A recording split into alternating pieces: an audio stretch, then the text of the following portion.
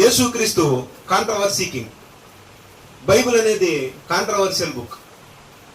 Bible గ్రంథంలో లేదంటే ఏమీ లేదు, ప్రతి ఒక్కటి ఉంటుంది బైబిల్లో.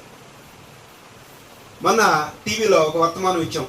మన శుక్రవారం మెసేజ్ ఎంతమంది ఉన్నారు? ఒకవేళ విన్నట్టయితే బైబిల్ అనేది ఒక లైబ్రరీ లాంటిది. ఎలాంటి లైబ్రరీ అంటే, లైబ్రరీకి వెళ్ళి మీకు మంచి అడ్వెంచర్ పుస్తకం కావాలంటే అడ్వెంచర్ చదువుతారు. బైబిల్ కన్నా ప్రపంచంలో ఎక్కువ అడ్వెంచర్లే ఉండవు. ఎవరన్నా ఏమైనా అడ్వెంచర్ చేయాలంటే అది బైబిల్లోంచి చూసి అడ్వెంచర్లు అని. అలాగే కొత్త కొత్త క్యారెక్టర్లు మీకు అంతకుముందు చెప్పాం కొన్ని క్యారెక్టర్లు. మరి టార్జన్ అనే ఒక క్యారెక్టర్ని వాళ్ళు రూపొందించుకున్నారు. టార్జన్ అంటే మహావీరుడు, బలవంతుడు. ఈ టార్జన్ అనే క్యారెక్టర్కి బేస్ ఎవరో? బైబిల్ గ్రంథంలో ఉన్నటువంటి సంసోన్. అలాగే 300 యోధులు అని ఒక సినిమా. 300 మందిని ఎన్నుకుని మరి వాళ్ళతో ఒక దేశాన్ని జయించాలని చెప్పి స్పార్టన్స్. అలా కొన్ని మంచి అడ్వెంచర్స్ని ప్రపంచానికి అందించారంటే దీని అందరికీ బైబిలే. బైబిల్ చదువుతున్నప్పుడు అనేకమైనటువంటి అడ్వెంచర్, వీటితో పాటు మిస్టరీలు. ఒక జలకన్య మిస్టరీ అయినా, గతంలో ఒక టైటిల్ పెట్టాం జలకన్య మిస్టరీ అని. అలాగే పోయిన వారం రోజున అద్భుతమైనటువంటి ఒక మెసేజ్, కానీ రికార్డ్ చేయలేదు. రికార్డ్ చేస్తే బాగుండి అనిపించింది కానీ చేయలేకపోయాం. ఏలియన్స్ గురించి, ఆ ఫోక్ కల్చర్, ఏలియన్స్, వీటన్నిటి గురించి మనం విన్నాం. ఏ మిస్టరీ డీల్ చేయాలన్నా మళ్ళీ బైబిలే డీల్ చేయాలి. ఇలాంటి బైబిల్లోనే అపార్థం చేసుకుని బైబిల్ని ఇంకో రకంగా బోధించే జనాలు కూడా ఉన్నారు. అదే బైబిల్ నుంచి మనం ఏలియన్స్ లేరని చెప్పి తెలిసి చెప్పేశాం. ఇదే బైబిల్కి కొంచెం మసాలా కలిపి వేరే ఎపిక్స్ని, పౌరాణికాలను జోడించి ఏలియన్స్ ఉన్నారు అని చెప్పేవాళ్ళు కూడా సమాజంలో చాలామంది ఉన్నారు. ఈ మధ్య కాలంలో సునీత విలియమ్స్ అంతరిక్షం నుంచి దిగి వచ్చిన తర్వాత ఆమె చూసిందేమీ లేదు. కాకపోతే ఇక్కడ ఉన్నటువంటి న్యూస్ ఆర్టికల్స్ వాళ్ళు, యూట్యూబర్స్ కానీ వాళ్ళు కానీ వీళ్ళు కానీ, సునీత విలియమ్స్ ఏలియన్స్ని చూసిందంట, ఏలియన్స్ త్వరలో భూమి మీదకి వస్తున్నారంట, ఫైటింగ్ చేయడానికి వస్తున్నారంట అని చెప్పి మీరే వెంటనే చూస్తూ ఉన్నారు. అదే బైబిల్ నుంచి మనం ఏం చేసామంటే ఏలియన్స్ ఉన్నారా లేరా? లేరని చెప్పి తేల్చి చెప్పేసాం. ఏలియన్స్ అనే వాళ్ళు ఉన్నారా లేరా? లేరు. మరి వీళ్ళు ఒక ఊహాగానాలతో ఇలాంటి సంక్లిష్టమైన పరిస్థితులు వచ్చినప్పుడు ప్రతిదానికి సొల్యూషన్ ఇచ్చేది ఎవరో? బైబిల్ గ్రంథం. బైబిల్ గ్రంథం మీద పడి సచ్చేవాడు బోడు మంది. నాస్తికులు, దేవుణ్ణి నమ్మని వాళ్ళకి ఫేవరెట్ పుస్తకం ఏంటంటే బైబిలే.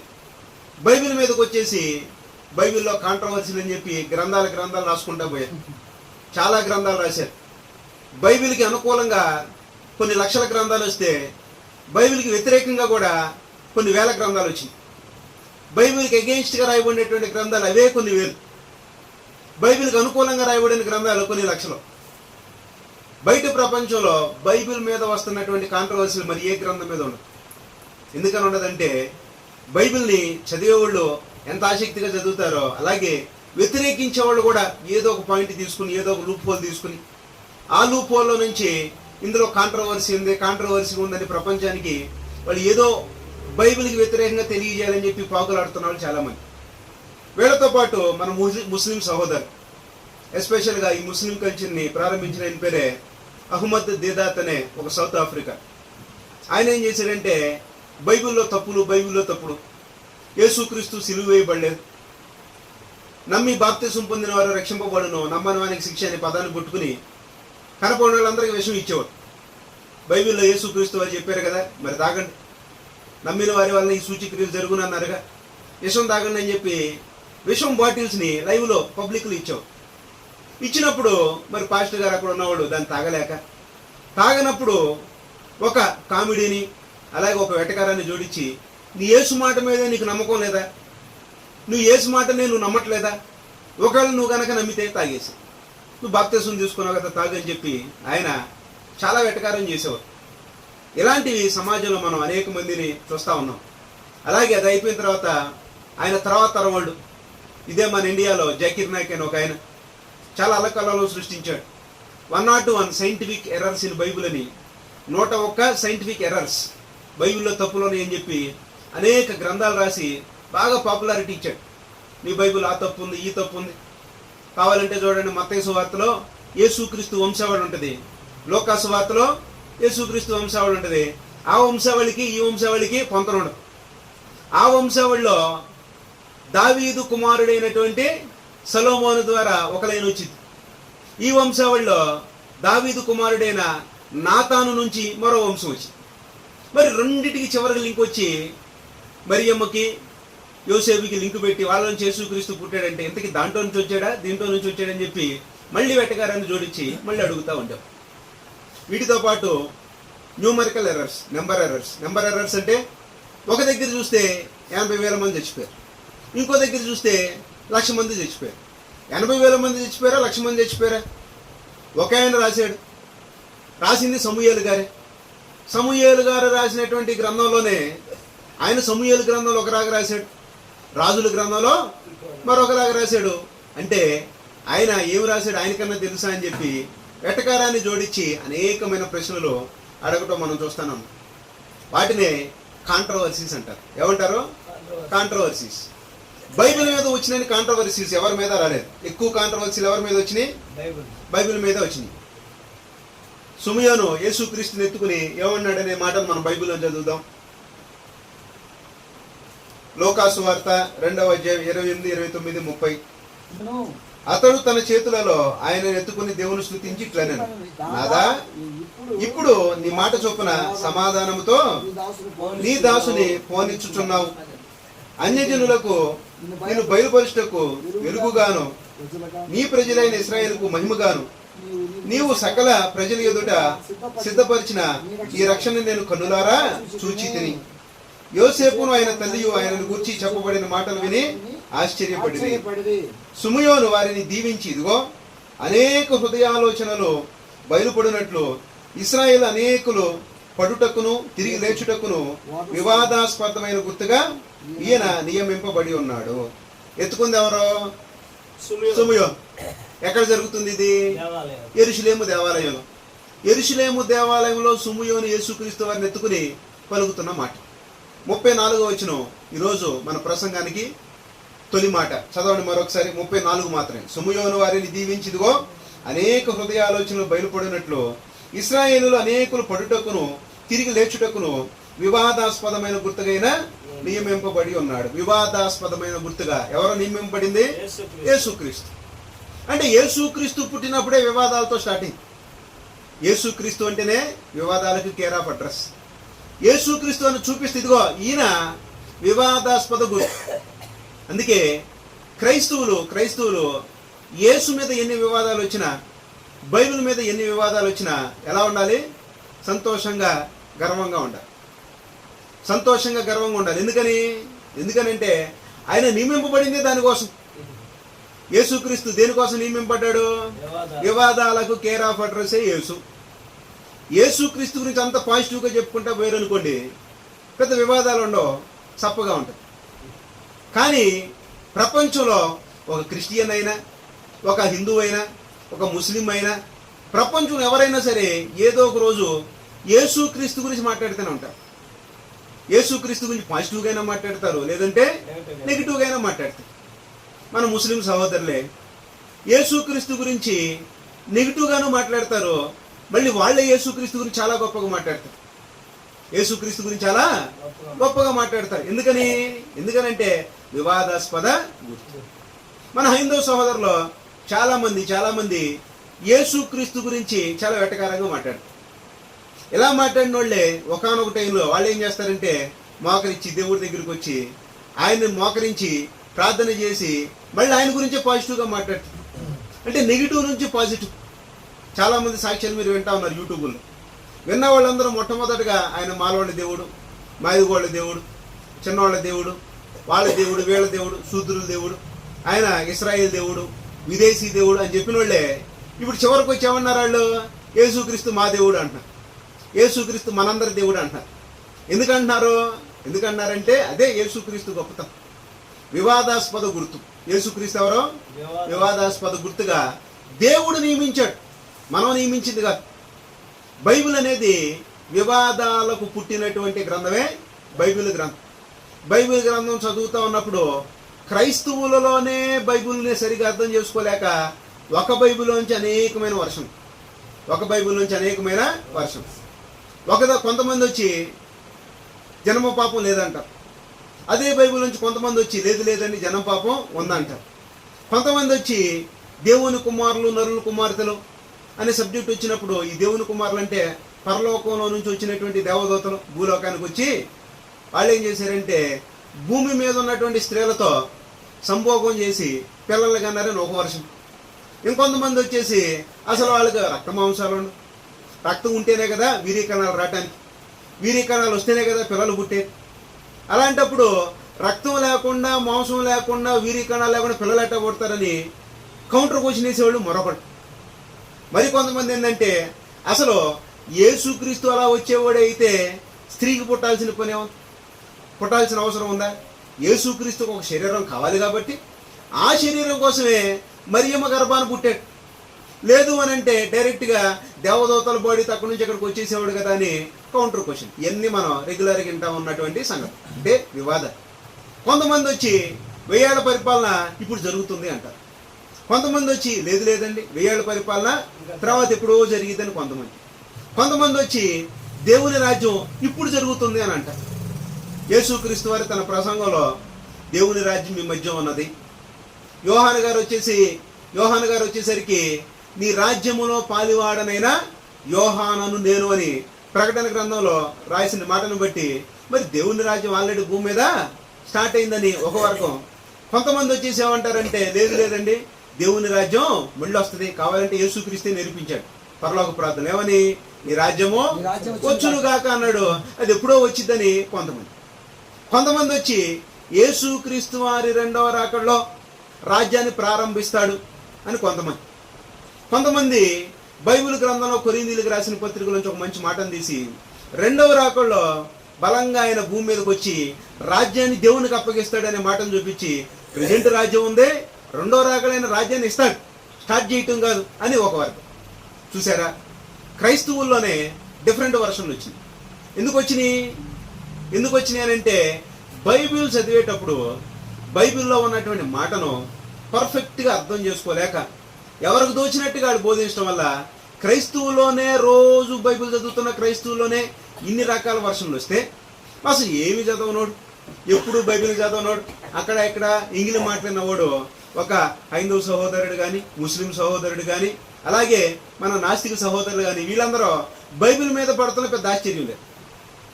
యేసుక్రీస్తు ఎవరో వివాదాలకు గుర్తు, కింగ్ ఆఫ్ కాంట్రవర్సీస్, ఆయన పేరే యేసుక్రీస్తు పుట్టగా ఒక వివాదాస్పదం. ఎందుకని?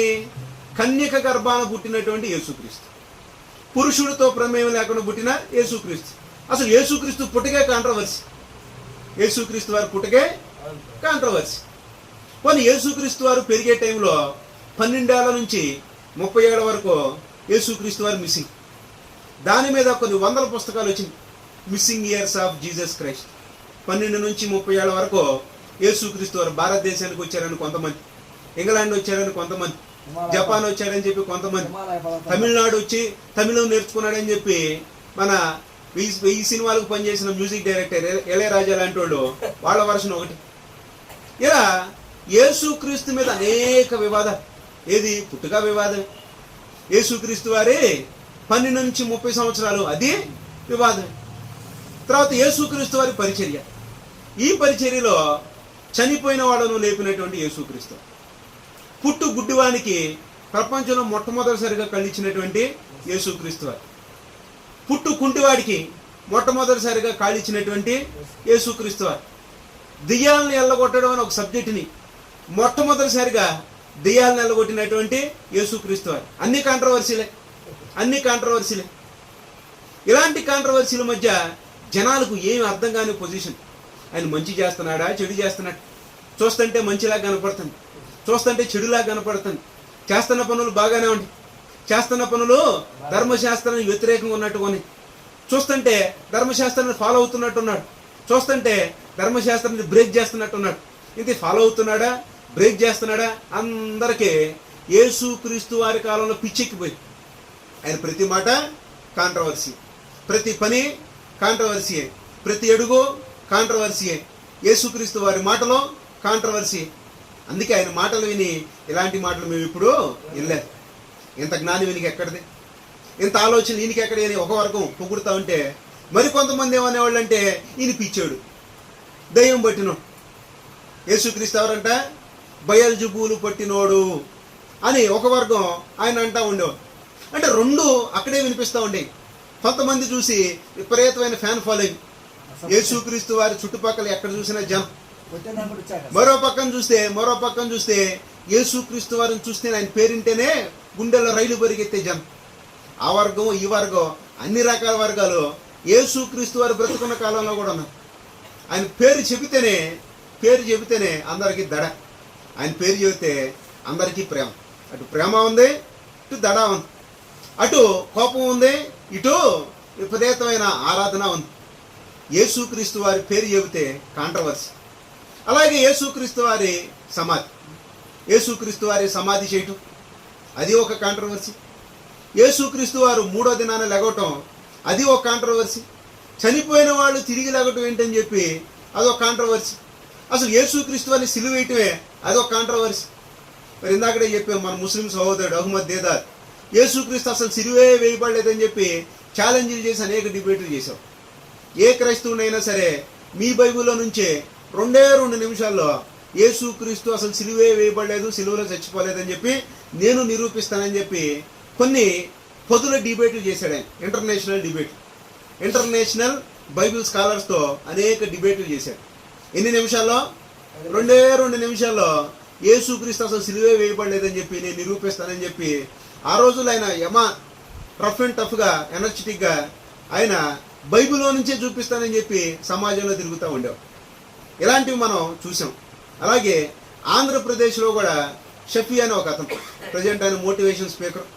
ఆ షఫీ అని ఆయన కూడా ఇదే నెల్లూరు పట్టణానికి వచ్చి యేసుక్రీస్తు అసలు దేవుడే కాదు, కావాలంటే నిరూపించండి అని చెప్పి టౌన్ హాల్లో ఒక మంచి మీటింగ్ ఏర్పాటు చేస్తే ముస్లింల కన్నా క్రైస్తవులు ఎక్కువ మంది వచ్చారు. పాస్టర్లతో నిండిపోయింది, కిటకిటలు ఆడిపోయింది. ఆయన వేసినటువంటి ప్రశ్నలకు క్రైస్తవుల దగ్గర సమాధానాలు లేక వాళ్ళు ఎక్కడి నుంచి అరుచుకుంటా, కేకలు వేసుకుంటా, తిట్టుకుంటా అలాంటి వాళ్ళని అలా చేయాలి ఇలా చేయాలని అంటామన్నారే కానీ ఒకళ్ళన్నా సరే బైబిల్ గ్రంథంలోంచి పోయి నేను బైబిల్లో నుంచి ఆయనతో మాట్లాడి నేను ఆయన్ని ఒప్పిస్తాను, ఆయనతో డిబేట్ చేస్తానన్న వాళ్ళు అన్నట్టు లేరు. ఆ టైంలో ఒక ఆయన వచ్చాడు, ఆయన పేరే సలగల జాన్ రాజు గారు. ఆయన మాత్రం వచ్చి అదే టౌన్ హాల్లో ఒక డిబేట్కి ఏర్పాటు చేస్తే ఆ రోజు పోలీసులు వచ్చి ఆ డిబేట్ నాపి దీనివల్ల గొడవలు అవుతాయండి, వద్దు ఈ డిబేట్ వద్దని చెప్పి ఆపారు. అంటే బైబిల్ గ్రంథం మీద, బైబిల్లో ఉన్నటువంటి కంటెంట్ మీద క్రైస్తవుల కన్నా ఎవరికి ఎక్కువ ఉంది ఫోకస్? అన్ని జనులకే, హిందువులకు, ముస్లింలకు, నాస్తికులకు, వాళ్ళకు బాగా ఇష్టమైన పుస్తకమే బైబిల్ పుస్తకం. తీసుకుని చదువుతూ ఉంటారు. కానీ క్రైస్తవులు చదవటం మానేశారు. విచిత్రం ఏంటంటే క్రైస్తవులు బైబిల్ చదవటం మానేశారు. ఈ మధ్యకాలంలో కొంతమంది పబ్లిక్ ఒపీనియన్ తీసుకున్నారు, నువ్వు బైబిల్ మొత్తం చదివేవా? 100 మందిని అడిగితే, 100 మంది క్రైస్తవులు అడిగితే 2-3 మొత్తం చదివారు. అంటే 98% క్రైస్తవులు బైబిల్ని చదవలేదు. మీరు ఒప్పుకున్నా ఒప్పుకోకపోయినా 98% క్రైస్తవులు బైబిల్ని చదవలేదు. ఎందుకు చదవలేదు చెప్పండి? ఎందుకనంటే వాళ్ళు భక్తిని నేర్పించారు. రోజు పొద్దునే లేచి 2 వచనాలు చదువుకుని, ఈ వచనాలని నీకు అప్లై చేసుకుని, ఈ వచనాలతోనే నువ్వు సరిపెట్టుకో అని చెప్పి నేర్చుకుని, అలాగే బైబిల్లో ఒక పారాగ్రాఫ్ను చదువుకుని ఈ పారాగ్రాఫ్లోంచి నీకేమర్థమైందో అది నీకు అప్లై చేసుకుని నువ్వు అట్లా దేవుణ్ణి నీ కోరికలన్నీ చెప్పేసి నీ కోరికలు మాత్రమే చెప్పుకుంటా బతికేసి జీవితాంతం అని చెప్పి ఒక వర్షాన్ని క్రైస్తవులు నేర్చుకుని బైబిల్ ఎవరు చదవట్లేదు. చదివారండి ఎవరన్నా? ఎవరు లేరు. కానీ మన క్రైస్తవుల్లో ఉన్నటువంటి పాస్టర్లన్నా చదివారా? పాస్టర్లు కూడా ఇదే కోణం, ఆ మాటలు తీసుకుని అందులోంచి ఆశీర్వాదపు మాటలు ఏవైతున్నాయో వాటి వరకే పోతిద్దాం అనే వర్షంలోకే మన క్రైస్తవ పాస్టర్లు కూడా వెళ్ళిపోయారు. ఎందుకనంటే సంఘంలో బాధలతో వచ్చాడు, వేదంతో వచ్చాడు, కష్టాల్లో వచ్చాడు, అప్పులతో వచ్చాడు, అనారోగ్యంతో వచ్చాడు. ఆయనకి అప్పుల గురించి, అనారోగ్యం గురించి చెప్పి వాళ్ళకి అప్పులన్నీ పోయి ఆరోగ్యం వచ్చేటట్టుగా 4 మాటలు చెబితే బాగుంటుందని చెప్పి ఒక వర్షానికి అలవాటు పడ్డా. దీన్ని మనం తప్పు పట్టం. కాకపోతే ఏదో ఒక రోజున బైబిల్లో ఉన్న గొప్ప సంగతులు మాట్లాడుకోవాలి, ఏదో ఒక రోజున బైబిల్లో ఉన్న కాంట్రవర్సీని మాట్లాడుకోవాలి. మరి వినుకొండ ప్రాంతంలో పబ్లిక్ మీటింగుల కోసం 15 ఏళ్ల క్రితం స్పీకర్కి వెళ్ళినప్పుడు ఆఖరి రోజు నేను స్పీకర్ని అయితే ఒకరోజు ముందుగానే వెళ్ళినప్పుడు మరి ఆ ముందు రోజు జరుగుతున్న సభలోకి వెళ్తే 1500 మంది జనం, లూథరన్ చర్చి కాంపౌండ్ విపరీతమైన జనం, చాలా అసలు పండగ వాతావరణం. ఇలాంటి పండగ వాతావరణంలో మీటింగ్లు అందరూ ఉన్నారు కానీ పాస్టర్ గారు లేరు. పాస్టర్ గారు ఎందుకు లేరు అని అంటే, మొన్నటిదాకా ఈయన మా పాస్టర్ గారు అండి, ఈయన ఏమయ్యాడంటే ఇప్పుడు యేసుక్రీస్తుని మానేసి ఖురాన్ పట్టుకుని తిరుగుతున్నాడు. యేసుక్రీస్తుని మానేసి ఖురాన్ పట్టుకునే తిరుగుతున్నాడు. ఎందుకు ఖురాన్ పట్టుకుని తిరుగుతున్నాడంటే, బైబిల్ గ్రంథం మొత్తం చదివిన తర్వాత యేసుక్రీస్తు దేవుడు అని చెప్పి ఆయనకి ఎక్కడా లేదంట. ఈ సంగతిని ఎవరు చెప్పారంటే క్రైస్తవులుగా ముస్లింలు వచ్చి ఆయనకి సువార్తను చెబితే ఆ సువార్తకి ఏమని యేసుక్రీస్తు దేవుడే కాదు అనే సంగతి వాళ్ళు అక్కడి నుంచి చేసిన క్వశ్చన్లకి ఈయన అట్రాక్ట్ అయిపోయి ఏమయ్యాడంటే, అవును కదా బైబిల్ ఎక్కడా లేదు కదా, యేసుక్రీస్తుని దేవుని కుమారుడు అన్నారు కానీ దేవుడు అని ఎక్కడ అన్నాడు, ఎక్కడా లేదు కదా అని చెప్పి క్రైస్తవుడుగా ఉన్న పాస్టర్ గారు, ఆ లోదరం చర్చి పాస్టర్ గారు, ఆయన ముస్లిం అయిపోయారు. ముస్లిం అయిపోయి వచ్చిన వాళ్ళందరూ ఆయన అడుగుతున్నాడు క్వశ్చన్, బైబిల్ ఎక్కడ ఉంది, బైబిల్ ఎక్కడ ఉంది, బైబిల్ ఎక్కడ ఉంది. మీకు అర్థమవుతుందండి పాయింట్? అంటే ఒక పాస్టర్ గారికి తెకాణా లేకపోతే ఆర్డినరీ విశ్వాసం సంగతి ఏంటి? మన నెల్లూరు సంగతి ఏమో కానీ ఆ పల్లెటూరులో చాలా ప్రాంతాల్లో వీళ్ళందరూ ఏం చేస్తారంటే, ముస్లిమ్స్ అందరూ ఒక గ్యాంగ్ ఇంటింటి స్వార్థలాగా పోయేసి మేము యేసు గురించి చెబుతామని చెప్పి ఇంట్లోకి వచ్చి యేసు గురించి చెప్పి మెల్లగా ఖురాన్ వైపుకి తీసుకెళ్లి డివియేట్ చేసి యేసుక్రీస్తు దేవుడని బైబిల్ ఎక్కడా లేదని చెప్పి క్రైస్తవుల్ని ముస్లిమ్స్గా మారుస్తున్నటువంటి కోకొల్లల సందర్భాలు. ఇలాంటి సందర్భాల్లో నిజంగా మారిన వాళ్ళు కూడా ఉన్నారు.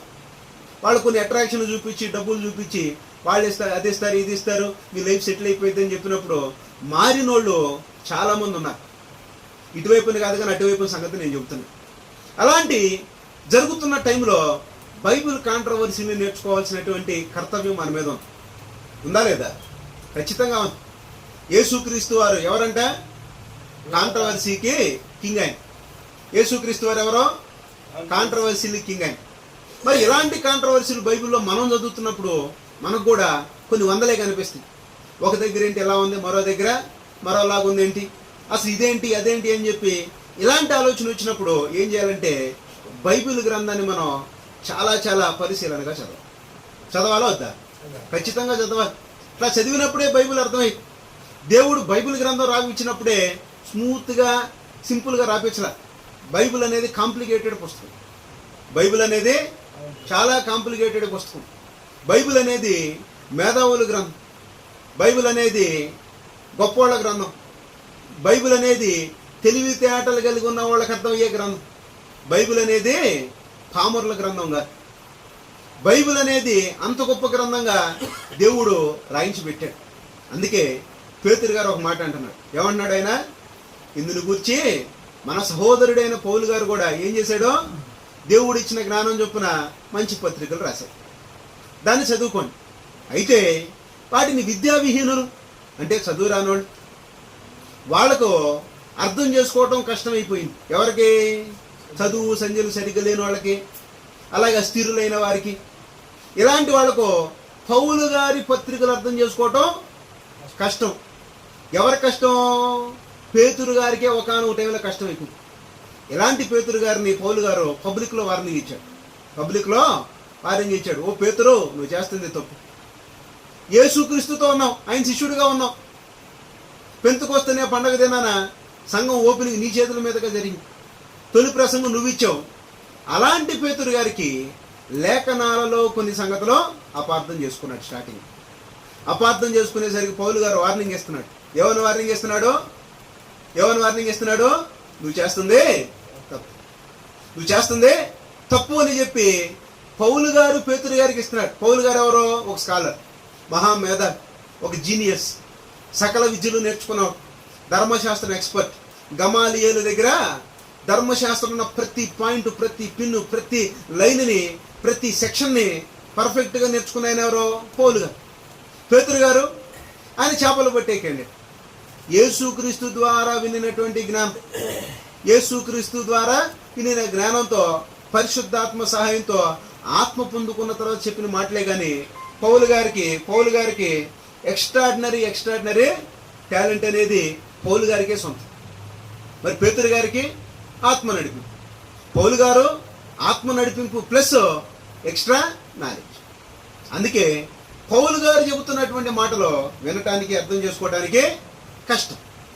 బైబిల్ గ్రంథంలో చాలా కష్టమైన పత్రికలు, చాలా కష్టంగా ఉంటుంది. ఎందుకని?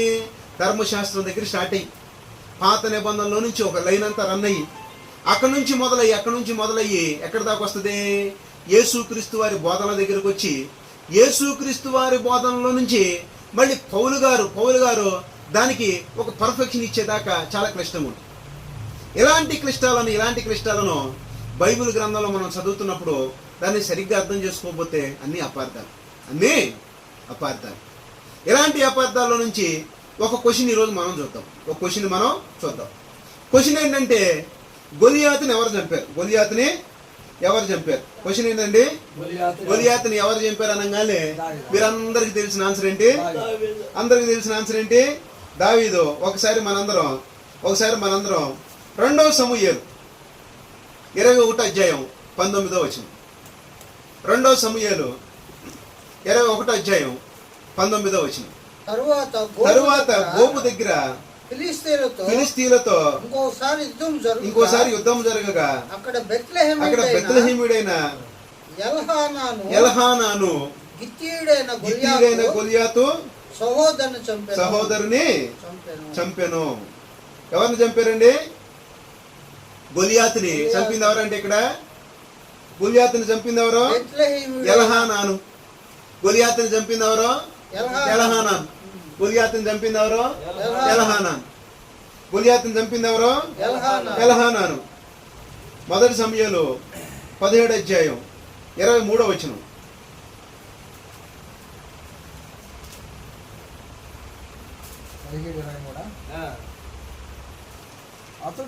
అతడు వారితో మాట్లాడుచుండగా గాతు ఫిలిష్తీయుడైన గొలియాతు అను సూరుడు ఫిలిష్తీయుల సైన్యములో నుండి వచ్చి పై చెప్పిన మాటలు చొప్పున పలుకగా దావీదు వినెను. 50వ వచనం. దావీదు ఫిలిష్తీయుని కంటే బలాఢ్యుడై ఖడ్గము లేకయే వడిసెలతోనూ రాతితోనూ ఆ ఫిలిష్తీయుని కొట్టి చంపాడు. దావీదు గారు ఎవరిని చంపాడు? ఫిలిష్తీయుడైన సూర్యుడు. ఆయన పేరు ఏం పేరు? గొలియాతు. అక్కడ ఎవరిని చంపారు? అక్కడ గొలియాతుని ఎవరు చంపారు? ఎల్హానా. ఇప్పుడు క్వశ్చన్ మొదలైంది. ఏమని? గొలియాతుని చంపింది ఎల్హానానా దావీదా? ఇప్పుడు దాకా మనందరం మైండ్లో దావీదు అనగానే గొలియాతు అనే పేరు రాగానే దావీదు. ఇక్కడ నుంచి ఒక బ్యూటిఫుల్ సబ్జెక్ట్ని మనం విందాం. ఎప్పుడు విననటువంటి, ఎప్పుడు ఆలోచన చేయనటువంటి ఒక సబ్జెక్ట్ విందాం వద్దా? మరి వినాలి అని అంటే ఇంతకీ ఈ సందర్భం అందరికీ తెలిసిన సందర్భం. గొలియాతు 9 అడుగుల కన్నా ఎత్తున్నటువంటి మనిషి. బాడీ మాస్ రేషియో అని ఒకటి ఉంటుంది. Body mass ratio. పొట్టోడు అనుకోండి, ఈ హైట్కి తగ్గ వెయిట్ ఉంటుంది. హైట్ పెరిగింది అనుకోండి, దానికి తగ్గ వెయిట్ ఉంటుంది. 9 అడుగులు అనేసరికి ఆర్డినరీ మనుషులు వీళ్ళు 5.5 అడుగులు వేసుకుంటే 5.5కి 9.5కి ఎన్ని అడుగులు గ్యాప్? 4 అడుగులు గ్యాప్. ఈ 4 అడుగుల గ్యాప్ని ఒక్కసారి మీరు ఊహించండి. గొలియాతు 9.5 అడుగులు, దావీదు అసలే బాలుడు అంటే 5.5 అడుగులు వేసుకోండి. 4 అడుగుల గ్యాప్ ఉంది. 4 అడుగులు అంటే అది చిన్న గ్యాప్ అండి, చాలా పెద్ద గ్యాప్. ఇప్పుడు బాడీ మాస్ రేషియో అంటే ఎంత ఉన్నవాడు ఎంత వెయిట్ ఉంటాడు, అంత ఉన్నవాడు ఎంత వెయిట్ ఉంటాడు? హైట్కి తగ్గ వెయిట్. ఈ హైట్కి తగ్గ వెయిట్ అంటే చూడటానికే ఒక గొరిల్లా షేప్. గొరిల్లాలు ఎలా ఉంటే ఆ హైట్కి ఈ వెయిట్ ఉన్నట్టుగా గొలియాతు కూడా అంత ఎత్తుంటే దానికి తగ్గ వెయిట్. అసలే బలాఢ్యుడు. ఆయన వేసుకున్నటువంటి ఆర్మర్, ఆయన వేసుకున్నటువంటి ఆర్మీ జాకెట్స్, ఆయన మోస్తున్నటువంటి డాల్, ఆయన చేతిలో ఉన్నటువంటి ఈటెలో, వాటన్నిటి గురించి బైబిల్ వివరిస్తూ ఉంటే మైండ్ పోయి. ఇలాంటి దానిని ఆర్డినరీ పర్సన్ అసలు కూడా మొయ్యలేడు, కొట్టుకోవడానికి కూడా వల్లగా. అలాంటి ఒక పెద్ద గెటప్. ఆయన పేరేం పేరు? గొలియాతు. ఈ గొలియాతు ఫిలిష్తీయుల సైన్యంలో ఉన్నటువంటి గొలియాతు సౌలు రాజు దగ్గరికి వచ్చి చేస్తున్నటువంటి ఒక అగ్రిమెంట్. ఒకళ్ళు 1 to 1. మా దాంట్లోంచి నేను, మీ దాంట్లో నుంచి నువ్వు, ఎవరైనా సరే వస్తే మనం యుద్ధం చేసుకుందాం, జనాలందరూ ఎందుకు వేస్ట్ అనుకున్న టైంలో అప్పుడు దావీదు గారి ఎంట్రీ ఇచ్చారు. దావీదు గారి ఎంట్రీలో చూస్తుండగానే ఫుల్ కాన్ఫిడెంట్గా చెప్పేస్తున్నాడు. ఆయన పర్సనాలిటీ అయితే ఉండొచ్చు, కానీ యుద్ధంలో నేర్పరి అయినటువంటి దావీదు గారు ఆయన ఒక వెప్పన చెబుతున్నాడు. ఏంటి ఆ వెప్పనం? మొదటి సమూయేలు గ్రంథం 17వ అధ్యాయం 40వ వచనం. తన కర్ర చేత పట్టుకుని ఏటి లోయలో నుండి 5 నున్నని రాళ్లను ఏరుకొని తన యొద్దనున్న చిక్కములో నుంచుకొని వడిసెల చేత పట్టుకుని ఆ ఫిలిస్తీని చెరువకు పోయాను. ఏం పట్టుకున్నాడు?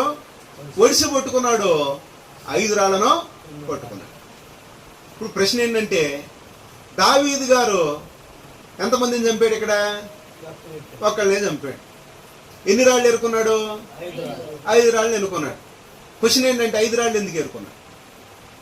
దావీదు గారు 5 రాళ్ళు ఎందుకు ఎత్తుకున్నాడు? 5 రాళ్లతో పనే ఉంది. క్వశ్చన్ అర్థమైందండి? దావీదు గారు చంపాల్సింది ఒక మనిషినే. ఒక మనిషిని చంపాలనుకున్నప్పుడు ఎన్ని రాళ్ళు ఎత్తుకున్నాడు? 5 రాళ్ళు ఎత్తుకున్నాడు. ఎందుకని?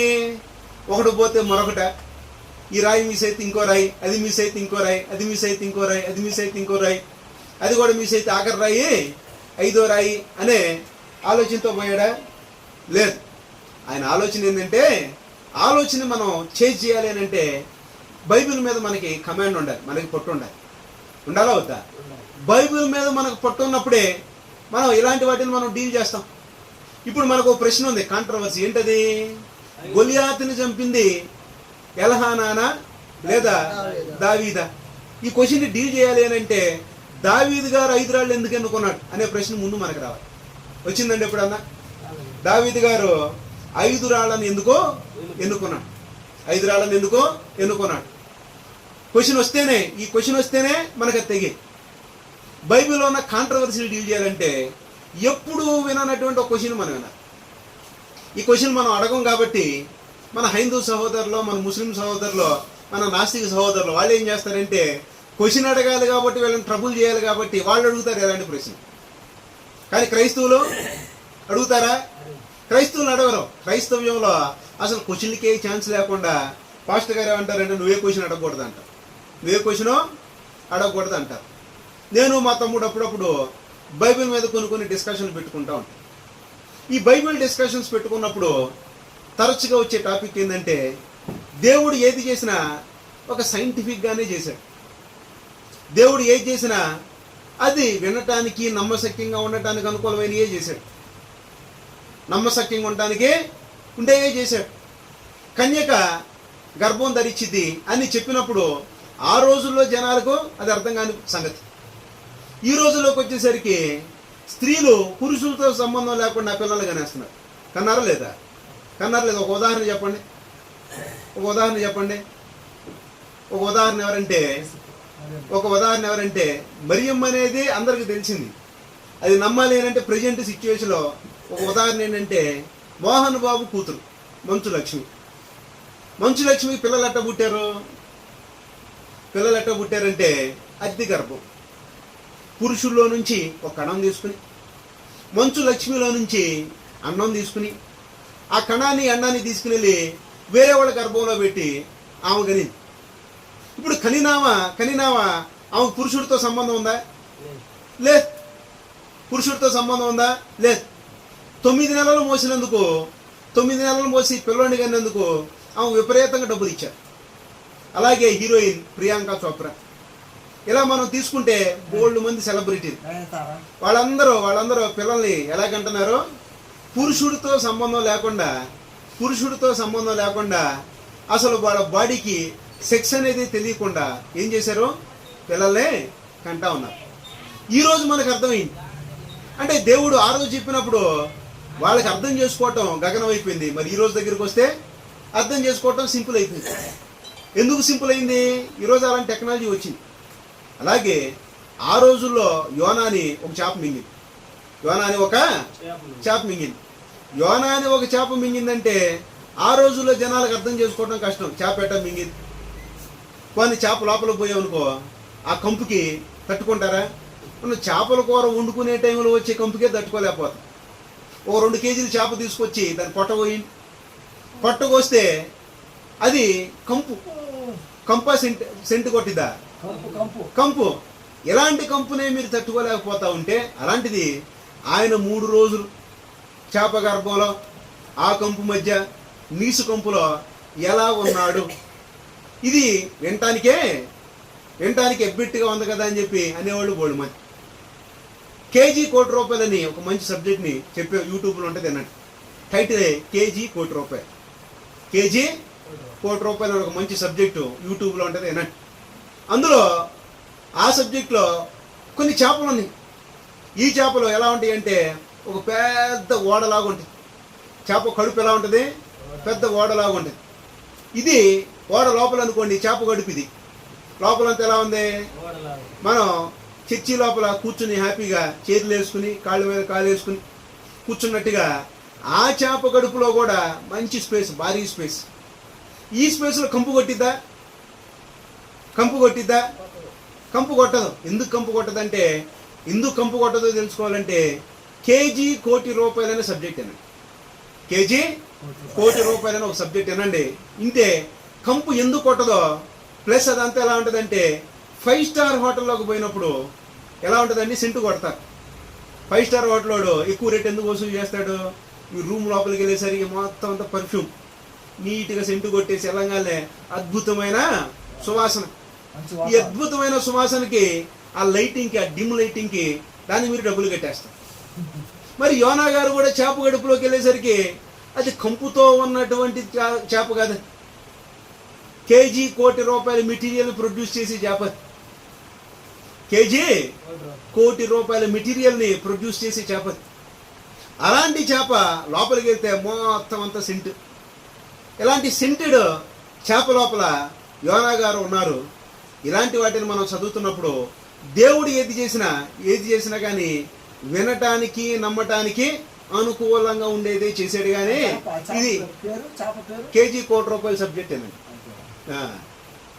దేవుడు ఏది చేసినా ఎలా ఉంటుంది? నమ్మటానికి అనుకూలంగా ఉండేదే దేవుడు చేసింది. అంతేగాని ఇది నమ్మటానికి అసలు కుదరదు అనేది ఏదో ఉండదు.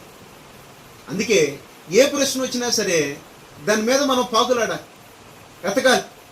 ఏం జరుగుంటుంది అని చెప్పి బైబిల్లోంచి డెప్త్లోకి పోతే ఎక్కడో చోట దేవుడు చేసిన సృష్టిలో దేవుడి రూల్స్కి అనుకూలంగానే దేవుడు చేశాడని, దేవుడనే అనుకూలంగానే చేశాడు. ఇప్పుడు గొలియాతును చంపింది దావీదా, ఎల్హానానా అనే ప్రశ్నను, కాంట్రవర్సీని డీల్ చేయాలంటే మనం ఎక్కడికి పోవాలి? దావీదు గారి బ్యాక్గ్రౌండ్. లోయలోకి పోయాడు, ఎన్ని రాళ్ళను ఎత్తుకున్నాడు? 5 రాళ్ళను ఎత్తుకున్నాడు. 5 రాళ్లను ఎత్తుకున్నాడు. 5 రాళ్ళను ఎందుకు ఎత్తుకున్నాడు?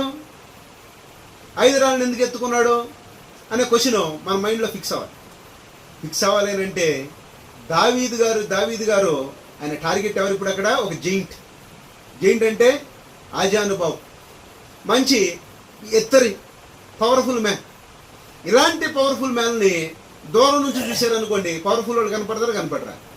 ఒక 100 మంది ఉన్నారు, 100 మందిలో 5 ఎత్తుగా ఉండాలి. 5 ఎత్తుగా ఉంటే 5 కనిపిస్తారా? కనిపిస్తారు. అక్కడ గొలియాతు కనిపించాడు అని అంటే ఆయనతో పాటు సరి సమానంగా హైట్గా ఉన్న జనాలు కనిపిస్తారా? కనిపిస్తారు.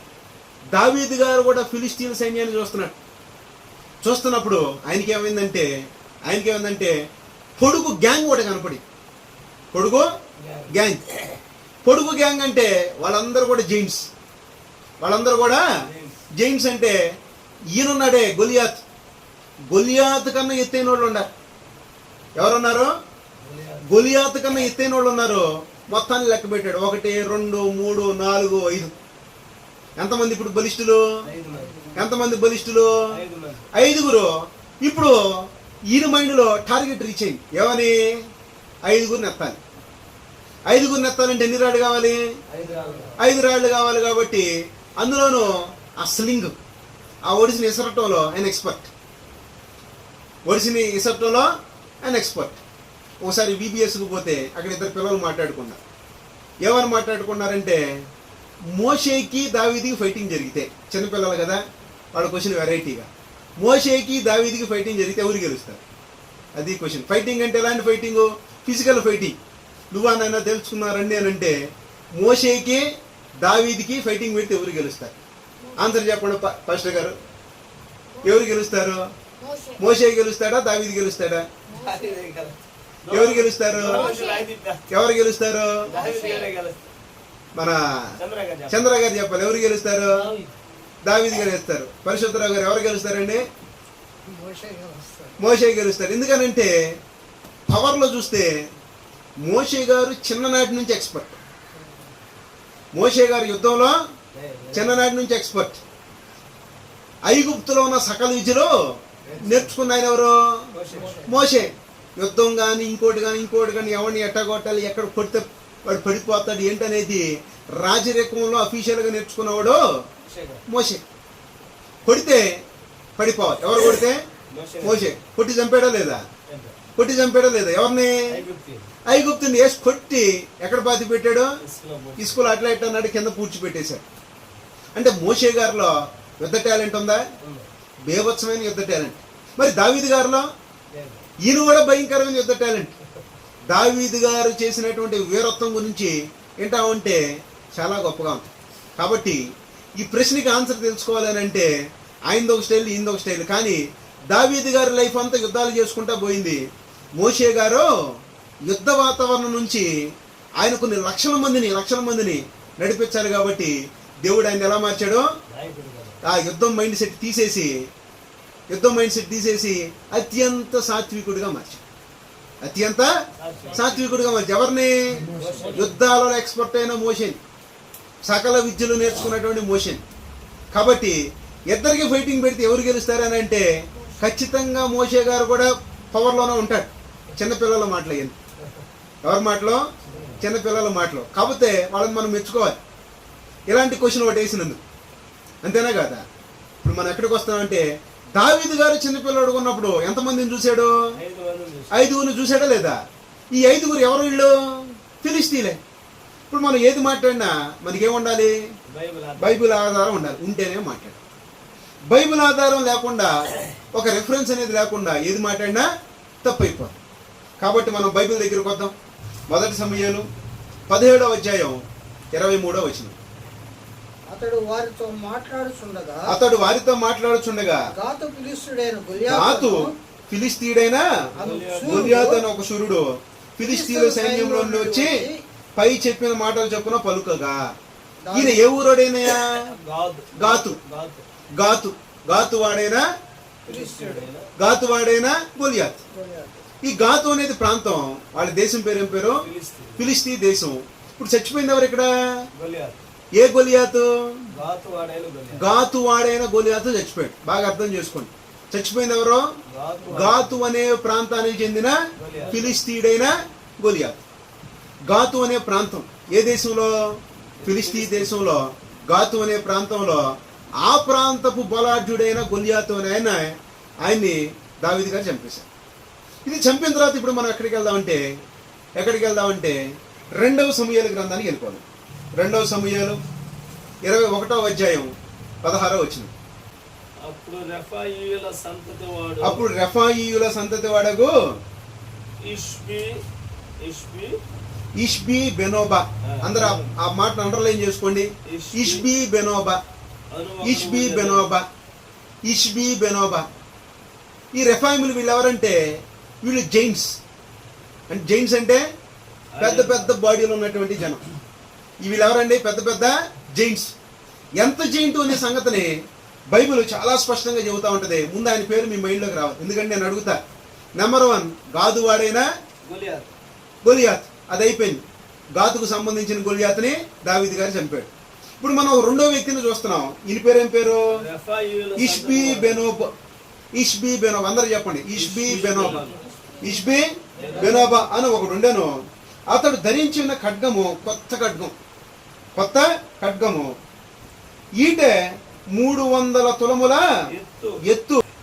ఒకసారి అర్థం చేసుకోండి. 300 షెకెల్స్. ఆర్డినరీ పర్సన్ దీన్ని మోయిన కూడా మోయలేడు. ఓన్లీ ఆ ఈటిని ఎలా పెడితే ఆ ఈటిలో పావు వంతు కూడా రాడు మనిషి రాడు. ఈటి పొడవు ఉంటుందా? మనిషి పొడవు ఉంటాడా? ఈటే పొడవు ఉంటుంది. అలాంటిది ఈయన వాడినటువంటి ఆ ఈటి గురించి చెబుతున్నాం. దాని బరువు ఎంత? 300 తులముల ఇత్తడి 300 తులముల ఇత్తడి. ఇత్తడంటేనే బలం, ఇత్తడంటేనే బరువు. అలాంటి బరువు కలిగినటువంటి 300 షెకిల్స్, 300 తులాల బరువు అయినటువంటి ఒక పెద్ద పెద్ద ఈట ఆయన దగ్గర ఉంది. చదవండి. నేను దావీదును చంపెదనని అతడు చెప్పి ఉండెను. దావీదుకి నీకు కనెక్షన్ ఎక్కడొచ్చింది? పట్టండి చప్పట్లో. ఒక క్లూ మనకు దొరుకుతుంది ఇప్పుడు. దావీదుకి నీకు క్లూ కనెక్షన్ ఎక్కడొచ్చింది? దావీదు మీద ఈయన పగెందుకు పెట్టుకున్నాడు? ఈ పాయింట్ అర్థమవుతుందా లేదా? గొలియాతును చంపాడు. బైబిల్ రీసెర్చ్ అంటే ఇలా ఉంటుంది. బైబిల్ చదివేటప్పుడు మనసు అక్కడ పెట్టాలి. నిద్ర లేని రాత్రులు గడిపితేనే బైబిల్ అర్థం. బైబిల్ దగ్గరికి వచ్చి ఏం చేయాలి? దాని మీద మనసు పెట్టి అదేంటి ఇదేంటి అని చెప్పి రకరకాల క్వశ్చన్లు మనకు రావాలి. వచ్చినప్పుడే పాయింట్లు తెగేది, లేదనంటే తెగవు. ఇప్పుడు ఈయన దావీదు మీద పగెందుకు పెట్టుకున్నాడు? ఫిలిస్తీయుడైన ఈయన దావీదు మీద పగెందుకు పెట్టుకున్నాడు? ఎందుకు పెట్టుకున్నాడంటే వీళ్ళ బ్రదర్ అయినటువంటి గొలియాతుని చంపడం లైవ్ లో చూశాడు. పట్టనే చెప్పట్లో. ఎవరు లైవ్ లో చూసింది? పేరు క్లియర్ గా చెప్పాలి. ఇష్బీ బెనోబా అనే ఒక జైంట్. ఈయన మీద ఆర్కియాలజికల్ ఎవిడెన్స్ లో ఒక మంచి వీడియోని చేయబోతున్నాం త్వరలో, చూడండి. ఇష్బీ బెనోబా వాడినటువంటి ఆ ఈట, 300 షెకిల్స్ కలిగినటువంటి ఈట ఆర్కియాలజీ సైట్లో దొరికి దాని మీద ఒక అద్భుతమైన వీడియో త్వరలో చేయబోతున్నాను. మరి మీరందరూ వినండి. ఎందుకనంటే బైబిల్ అనేది ఎంతో గొప్పదనేది ప్రపంచానికి తెలియజేయాలనంటే కొన్ని కొత్త సంగతులను మన పోటోళ్ళు పూనుకొని చెప్పాలి. ఈయన దావీదుని చంపాలని చెప్పి ఈయనకి నిద్ర లేపినా ఏం చేసి ఈయనకి కల్లోకి వచ్చేది ఎవరో? దావీదు. ఎందుకు వస్తున్నాడు దావీదు? సంసోని నిద్ర లేపారు అనుకోండి, ఎవరి పేరు చెబుతాడు? ఫిలిస్తీన్లు అంటారు. ఇష్బీ బెనోబానికి ఆయన గెలికారు అనుకోండి, ఆయన ఎవరి పేరు చెబుతారు? దావీదును చంపాలి. ఎందుకు అంటున్నాడంటే ఆ రోజు గొలియాతును చంపినటువంటి సీన్ లో ఈయన లైవ్ లో ఉన్నాడు కాబట్టి ఈయన ఆయన మీద ఫోకస్ పెట్టుకుంటే దావీదు సైన్యం ఏం చేస్తుందంటే మొత్తం 5 ఉన్నప్పుడు చూసామే, 5 ఒకడు పోయాడు కదా, పోతే ఎంతమంది మిగిలారు? 4 ఉన్నారు. కాబట్టి ఈ 4 ఎక్కడున్నా కానీ వేటాడాలనే చంపండి. దావీదు గారు సైన్యాధిపతి అయిన తర్వాత, సౌలు రాజుగా ఉన్న తర్వాత, దావీదు సైన్యంలో చేరిన తర్వాత దావీదు గారి ప్రైమరీ టార్గెట్ ఎవరో? బాలుడుగా ఉన్నప్పుడు ఒకళ్ళనే చంపాడు, మిగతా 4 మిస్ అయ్యారు. మిస్ అయిన 4 ఏం చేయాలి? ఎత్తేయాలి. కాబట్టి ప్రైమరీ టార్గెట్ ఎవరు ఇప్పుడు? ఇష్బీ బెనోబా అనే ఆయన ఒక ఆయన. ఈ 4 ఎత్తేసేయాలని చెప్పి ప్రైమరీ టార్గెట్తో దావీదు గారి దగ్గర పవర్ఫుల్ సైన్యం ఉండేది. మంచి రెబల్ యోధులు ఉండేవారు. ఎంత రెబల్స్ అంటే వాళ్ళు దేన్నైనా కానీ కేరుగోటు చేసేవాళ్ళుగా. కొండలు ఎక్కాల, గుట్టలు ఎక్కాల, వాగులు దాటాల, వాగుల మీద పైన ఉన్నటువంటి బిల్డింగ్స్ అది ఎక్కాలనంటే ఆ పైనకి రోప్ సిస్టంతో ఎలా ఎక్కాలి, కింద నుంచి పైదాకా పైన ఎక్కడో కోటలో ఉన్న ఆ సైన్యాన్ని ఎలా చంపాలని చెప్పి యుద్ధ టెక్నిక్స్లో కొత్త టెక్నాలజీని వాడిన ఆయనే దావీదు గారు. ఎలాంటి దావీదు గారిలో ఇప్పుడు ఏం చేస్తున్నాడు? మరొకసారి చదవండి 16 వచ్చిన. అప్పుడు రెఫాయీయుల సంతతి వాడగు ఇష్బీ బెనోబా ఒకడు ఉండెను. అతడు ధరించి ఉన్న ఖడ్గము కొత్తది, దాని ఈట 300 తులముల ఎత్తు, ఇతడి గలది. నేను దావీదును చంపేదనని అతడు చెప్పి ఉండెను. ఇప్పుడు 17వ వచనానికి వెళ్దాం. ఒక ఆయన తెలియడు, ఎవరైనా? ఇష్బీ బెనోబా. 17వ వచనం, 2 సమూయేలు 21వ అధ్యాయం 17వ వచనం. సెరూయా కుమారుడైన అబీషై రాజును ఆదుకుని ఆ ఫిలిస్తీను కొట్టి చంపాను. దావీదు జనులు దీన్ని చూచి ఇశ్రాయేలీయులకు దీపమగు నీవు ఆరిపోకున్నట్లు నీవు ఇక మీదట మాతో కూడా యుద్ధమునకు రావద్దని అతని చేత ప్రమాణం చేయించిరి. అటు తరువాత ఫిలిస్తీయులతో గోబు దగ్గర మరలా యుద్ధము జరగగా హూషాతీయుడైన సిబ్బీకై రెఫాయీయుల సంతతి వాడగు సఫూను చంపాను. ఈయనెవరు? మళ్ళీ రెఫాయీయుల సంతతి. రెఫాయీలు అంటే ఎవరో? బలాజు. ఆ రోజుల్లో భూమి మీద ఉన్నటువంటి 10 అడుగుల బ్యాచ్. ఎప్పుడైనా కానీ 10 అడుగుల హైట్ని చూసినప్పుడు బాడీ మాస్ రేషియో చూడాలి. బాడీ మాస్ రేషియో అంటే ఈ ఎత్తుకి ఎంత వెయిట్ ఉంటారు, ఈ ఎత్తుకి ఎంత వెయిట్ ఉంటారు. ఎత్తు తగ్గేసరికి వెయిట్ తగ్గిద్ది, హైట్ పెరిగే కొద్దీ వెయిట్ పెరిగిద్ది. హైట్ 10 అడుగులనంటే బీభత్సంగా కనపడతారు, భయంకరంగా కనపడతారు. వాళ్ళ బాడీ కూడా అలాగే ఉంటుంది. అప్పుడప్పుడు ఈ వరల్డ్ రెజ్లింగ్ కాంపిటీషన్ జరుగుతూ ఉంటాయి. ఈ రెజ్లింగ్ కాంపిటీషన్ వచ్చే వాళ్ళు ఎలా ఉంటారు, ఆ హైట్కి ఆ వెయిట్కి చూస్తుంటేనే మనం పక్కన ఎలా కనపడతాం, చిన్న చిన్న చిట్టెలుకల్లా కనపడతాం. ఎలా కనిపిస్తామండి, చిట్టెలుకల్లా కనిపిస్తాం, అవునా కదా. ఇలాంటి సందర్భంలో ఇప్పుడు ఈయనెవరంట, 18వ వచనం మరొకసారి. అటు తర్వాత ఫిలిష్తీయులతో గోబు దగ్గర మరలా యుద్ధము జరగగా హుషాతీయుడైన సిబ్బికై రఫాయిల సంతతి వాడగు సఫూను చంపాను. రెండో ఆయన పేరు ఏం పేరు, రెండో ఆయన పేరు ఏం పేరు, ఇష్బీ బినోబా. రెండో ఆయన మనం 1 నుంచి నంబరింగ్ ఇస్తున్నాం. ఒకటెవరో గొలియాత్, రెండో ఆయన ఎవరో ఇష్బీ బెనోబా. ఇష్బీ బినోబాని ఎవరు చంపారు, ఇష్బీ బినోబాని ఎవరు చంపారు, 17వ వచనం అక్కడ చదవండి. ఇష్బీ బినోబాని ఎవరు చంపారు, అభిషై. అర్థమవుతుందండి, ఇష్బీ బినోబాని ఎవరు చంపారు, అభిషై. ఇప్పుడు మనం ఎక్కడికి వస్తున్నాం అంటే 3వ క్యాండిడేట్ దగ్గరికి వస్తున్నాం. 3వ క్యాండిడేట్ పేరు ఏం పేరు, 18వ వచనం సఫూన్. 3 ఆయన పేరు ఏం పేరు, సఫూన్. 3 ఆయన పేరు ఏం పేరు, సఫూన్. ఈ సఫూన్ ఎవరు చంపారంట, ఈ సఫూన్ ఎవరు చంపారంట, హుషాతీయుడైన సిబ్బేకై. హుషాతీయుడైన సిబ్బేకై చంపింది ఎవరో, సిబ్బేకై. ఈ సిబ్బేకై ఎవరు, వీళ్ళందరూ దావీదు టీం, దావీదు యుద్ధం టీం వీళ్ళందరూ. ఈ దావీదు యుద్ధం టీములో ఉన్నటువంటి సిబ్బేకై ఎవరు చంపారు, రెఫాయియుడైనటువంటి సఫూను చంపారు. సఫు ఎవరో చెప్పాలి, సఫీ ఎవరో, ఆయన ఒక జైంట్, ఆయన ఒక బలాఢ్యుడు. ఈ సఫూను ఎక్కడ తగిలాడు, ముందు దావీదు గారు బాలుడిగా ఉన్నప్పుడు అక్కడ యుద్ధం చేస్తున్నాడే గొలియాత్. ఆ గొలియాతు వంశావళిలో వీళ్ళు, గొలియాతు బంధువర్గం వీళ్ళు. నెక్స్ట్ 19వ వచనం, 19వ వచనం. తరువాత గోపు దగ్గర ఫిలిష్తీయులతో ఇంకోసారి యుద్ధము జరగగా అక్కడ బెత్లెహేముడైన యెహోయోరీము కుమారుడైన ఎల్హానాను గిత్తీయుడైన గొలియాతు సహోదరుని చంపారు. ఎవరు చంపారు ఇప్పుడు, ఈ గొలియాత్ ఎవరు, ఈ గొలియాత్ ఎవరు, నెంబర్ 4. నెంబర్ 4 ఏం పేరు, గొలియాత్. నెంబర్ 4 ఈయనెవరు, గొలియాతు సహోదరుడు.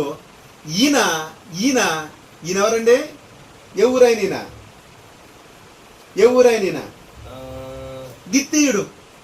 ఏ ఊరినా, గిత్తీయుడు. ఆ గొలియాత్ ఏ ఊరు, గాతు. ఈ గొలియాత్ ఏ ఊరు, గిత్తీయుడు. ఆయన ఎవరు, గాతువాడు. ఈయనెవరు, గిత్తీయుడు. ఆయనకి ఈయనకి సంబంధం ఉందా లేదా, ఉందా లేదా, ఏంటా సంబంధం, వీళ్ళందరూ అన్నాదమ్ముల బ్యాచ్. రెఫాయిము అనే ఒక భయంకరమైనటువంటి ఒక జైంట్స్ బ్యాచ్. జైంట్లు అంటే ఆజానుభావం, మంచి ఎత్తుగా ఉంటారు, దిట్టంగా ఉంటారు జనం. ఇలాంటి దిట్టమైనటువంటి జనంలో మనకి 4వ క్యాండిడేట్ తెలుసు. ఫస్ట్ క్యాండిడేట్ పేరు ఏ గొలియాతు. ఇప్పుడు ఇద్దరు వచ్చారు కాబట్టి మనం అడ్రస్ తో చెప్పాలి. ఫస్ట్ ఎవరు, గాతువాడైన గొలియాతు. రెండోది ఎవరు, ఇష్బీ బెనోబా. ఇష్బీ బెనోబా. మూడో ఆయన ఎవరు, మూడో ఆయన ఎవరు, మూడో ఆయన ఎవరు, సఫూను. 4వ ఆయన ఎవరు, గొలియాత్. నెక్స్ట్ మనం ఇప్పుడు ఎక్కడికి వద్దామంటే 20వ వచనం దగ్గరికి వద్దాం. 20వ వచనం. ఇంకొక యుద్ధము గాదు దగ్గర జరిగాను. అక్కడ మంచి ఎత్తరి ఒకడు ఉండెను. ఒక్కొక్క చేతికి 6 వేళ్లను 24 వేళ్లు అతనికి ఉండెను. అతడు రెఫాయిల సంతతి వాడు. ఇంకో క్యాండిడేట్ కనపడుతున్నాడు. మంచి ఎత్తరి 100 ఈయన టాప్ హైట్ 10+ ఫీట్. ఈయన 10+ ఫీట్. ఈయన కూడా ఏ వంశం చెందినోడు, రెఫాయిల సంతానం. గొలియాతు రెఫాయిల సంతానం. అప్పుడు భూమి మీద ఉన్నటువంటి జైంట్స్ లో వీళ్ళదే హవా. ఇలాంటి రెఫాయిల సంతానంలో 5వ వాడు కనపడుతున్నాడు. ఈయన ఎన్నేళ్ళు ఉన్నాయి, చేతికి 6, ఈ చేతికి 6, ఒక కాలికి 6, ఇంకో కాలికి 6, మొత్తం ఎన్ని? 24 వేళ్ళు ఆయనకి ఉండెను. అతడు రెఫాయిల సంతతివాడు. 21వ వచనం. అతడు ఇశ్రాయేలు తిరస్కరించుచుండగా దావీదు సహోదరుడైన షిమ్యాకు పుట్టిన యోనాతాను అతనినే చంపెను. 22వ వచనం సెన్సేషనల్ మాట. ఈ నలుగురును గాతులోనున్న రెఫాయిల సంతతి వారైన దావీదు వలనను అతని సేవకుల వలనను హతులైరి. కొట్టండి చెప్పండి. దావీదు గారి టార్గెట్ ఎవరో? దావీదు గారి టార్గెట్ ఎవరో? 5 రాళ్ళు. 5 రాళ్ళు ఎందుకు? 5 రాళ్ళు ఎందుకు? చిన్నప్పుడు సండే స్కూల్ విన్నాం. 5 రాళ్ళు ఏరుకున్నాడు. వేసి కొడితే ఏమైంది? ఇప్పుడు ఒకే ఒక్క రాయ గొలియాతు చచ్చిపోయాడు. ఇంకెంతమంది బ్యాలెన్స్? 4 బ్యాలెన్స్ అయితే ఆ 4 టార్గెట్ చేసింది ఎవరు? మళ్ళీ దావీదు. అందుకే దావీదు గారి యుద్ధంలో చేరిన తర్వాత ఆయన టార్గెట్ ఏంటి? 4 శేషం. రెఫాయిముల బ్యాచ్ లో 4 వీరులు ఉన్నారు. వీరులు అంటే ఒక్కడని కాదు, ఆయనతో పాటు ఒక గ్యాంగ్ ఉంటుంది. మళ్ళీ ఆయనతో పాటు ఒక పెద్ద గ్యాంగ్ ఉంటది. ఈ గ్యాంగ్ మొత్తాన్ని టార్గెట్ చేసి వాళ్ళందరూ ఏం చేయాలి? ఇప్పుడు చంపి పడేయాలి అని చెప్పి టార్గెట్ చేశారు. 4 చంపేసి. మీకు అర్థమైందండి? ఏమర్థమైంది? దావీదు గారు 5 రాళ్ళు ఎందుకు ఏరుకున్నాడు? మీకు అర్థమైందా లేదా? ఇప్పుడు చెప్పండి. గొలియాతుని చంపింది దావీదు గారా లేదనంటే ఇందాక ఒక పేరు అనుకున్నాం. ఏం పేరు అది? ఎల్హానానా? దావీదుని గొలియాతుని చంపింది దావీదు గారా ఎల్హానానా? గాతువాడైన గొలియాతుని చంపింది దావీదు. గిత్తీయుడైన గొలియాతుని చంపింది ఎల్హానాను. 2 కరెక్టే. కొట్టండి చెప్పట్లు. మరి ఇది కాంట్రవర్సీకి ఎందుకు చెప్పారు? ఎందుకనంటే చదివేవాడికి దీన్ని ఎలా విడదీయాలో తెలియక, బైబిల్లో ఉన్న లింకుల్ని ఎలా సెటరేట్ చేయాలో తెలియక ఏం చేశారు? దాన్ని కాంట్రవర్సీగా మార్చారు. అందుకే బైబిల్ మీద అనేక కాంట్రవర్సీలు వస్తాయి. ఒకటి కాదు, 100 కాంట్రవర్సీలు వస్తాయి, 1000 కాంట్రవర్సీలు వస్తాయి. బైబిల్ గురించి పాజిటివ్ కన్నా నెగిటివ్గా మాట్లాడేవాళ్ళు ఎక్కువ. పాజిటివ్గా మాట్లాడేవాళ్ళు బైబిల్ని అంత పెద్దగా చదవరు. నెగిటివ్గా మాట్లాడేవాళ్ళు దివారాత్రులు వాళ్ళు దాని మీదే పడతా ఉంటారు. బైబిల్ తీసుకుని ఇందులోంచి మనం ఏ క్వశ్చన్ అడగాల. నేను గుంటూరులో నాగార్జున యూనివర్సిటీలో ఉన్నప్పుడు కొంతమంది కుర్రోళ్ళు, ఇంజనీరింగ్ కుర్రోళ్ళు, మన హైందవ సహోదరులు, వాళ్ళు ఏం చేసేవాళ్ళు అంటే అచ్చగా క్రిస్టియన్ లిటరేచర్ మీద పడేవాళ్ళు. బైబిల్కి అగెయిన్స్ ఏమేమి పుస్తకాలు ఉండేవో ఆ పుస్తకాలన్నీ చదివి, ఆ పుస్తకాలు ఉన్న రెఫరెన్సుల కోసం బైబిల్ చదివి దాంట్లోంచి వాళ్ళు క్వశ్చన్లు తయారు చేసుకుని ఈ క్వశ్చన్లతో క్రైస్తవులు అడగాలని చెప్పి వాళ్ళు కష్టపడేవారు. అదే క్యాంపస్లో మన క్రైస్తవులు ఏం చేసేవాడంటే పొద్దున్నే లేచి 2 వచనాలు చదివేవాడు. ఎన్ని వచనాలు? 2 వచనాలు. బైబిల్ నమ్మని ఈయన ఎన్ని వచనాలు చదువుతున్నాడు? ఈ క్వశ్చన్ మొత్తాన్ని మనం పర్ఫెక్ట్గా అడగాలని చెప్పి ఆయన కష్టపడుతున్నాడు. క్రైస్తవులు కష్టం అనేది లేకుండా 2 వచనాల నుంచి ఒక పారాగ్రాఫ్కి అలవాటు పడ్డారు. అర్థమవుతుందండి పాయింట్? అందుకే కాంట్రవర్సీలు బలంగా వస్తుంది. కాంట్రవర్సీలు డీల్ చేసేవాళ్ళు తక్కువ మంది ఉంటారు. కాంట్రవర్సీలు వచ్చినప్పుడు క్వశ్చన్ కనుక క్రైస్తవుల మైండ్లోకి ఎక్కితే దానికి జవాబు తెలియనప్పుడు ఇందాక చెప్పినట్టుగా ఒక లోదరం చర్చి పాస్టర్ గారు ఏమయ్యాడు? ముస్లింగా మారినట్టు. ఒకరు కాదు, చాలా మంది మారారు. ఇలా అనేక మంది మారినట్టు బైబిల్ని సరిగ్గా అనాలిసిస్ చేసి దాన్ని అర్థం చేసుకోకపోతే ఇలాగే జరుగుతాం. అర్థమవుతుందండి? అందుకే కాంట్రవర్సీలు వచ్చినప్పుడు మనం ఏం చేయాలి? ముందు ఫిక్స్ అయిపోవాలి. ఏమని? దీనికి సంబంధించినటువంటి జవాబు బైబిల్లో ఉండిద్దా ఉండదా? ఖచ్చితంగా ఉంటుంది, ఎక్కడో ఉంటుంది. అయితే దాన్ని ఎలా సంపాదించుకోవాలి, దాన్ని ఎలా డీల్ చేయాలో తెలియకపోయేసరికి కాంట్రవర్సీలుగానే మిగిలిపోయి వాళ్ళకి నోరు పెగులుతా ఉంది.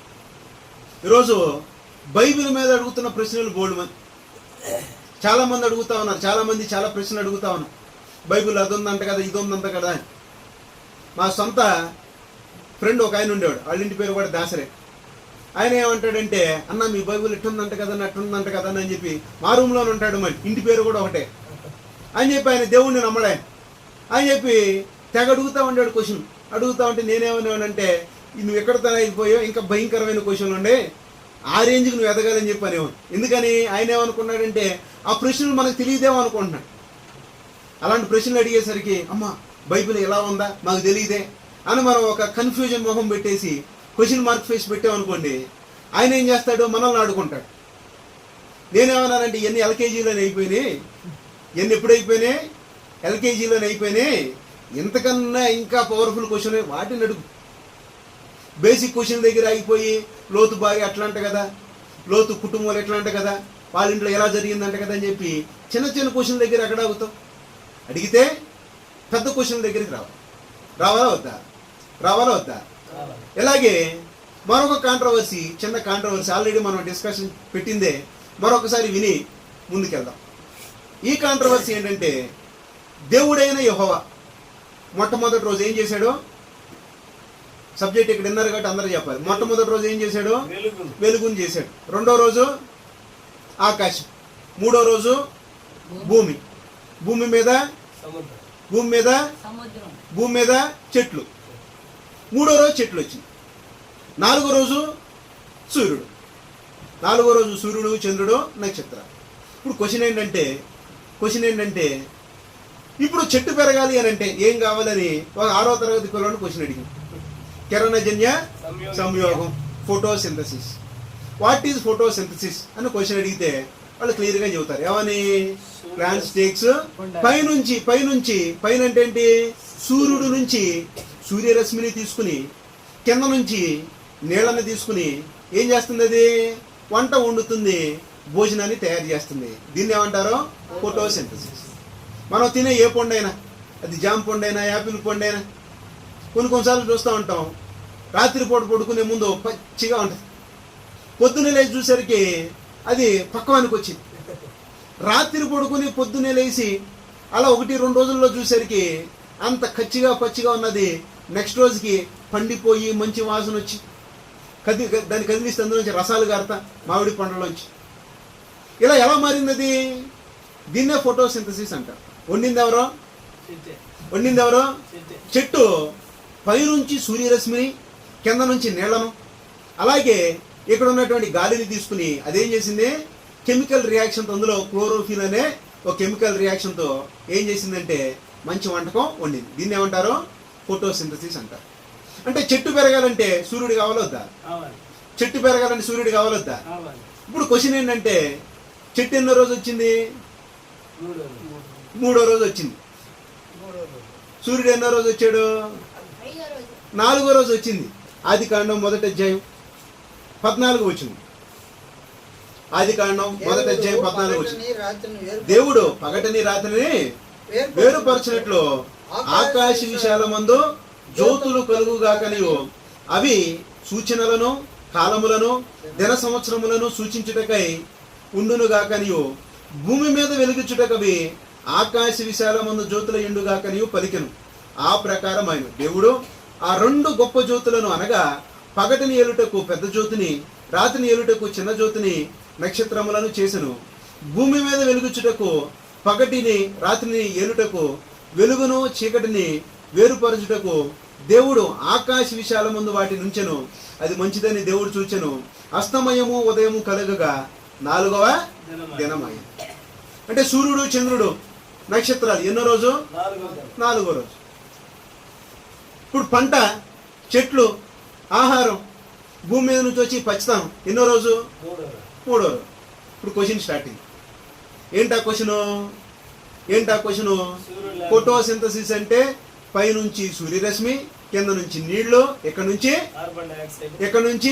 అదే కార్బన్ డైఆక్సైడ్ తీసుకుని, వాయువుని తీసుకుని ఏం చేస్తుంది? మనకు ఆహారాన్ని అందిస్తుంటే, ఇప్పుడు సూర్యుడు లేకుండా చెట్లు ఎలా ఉన్నాయి భూమి మీద?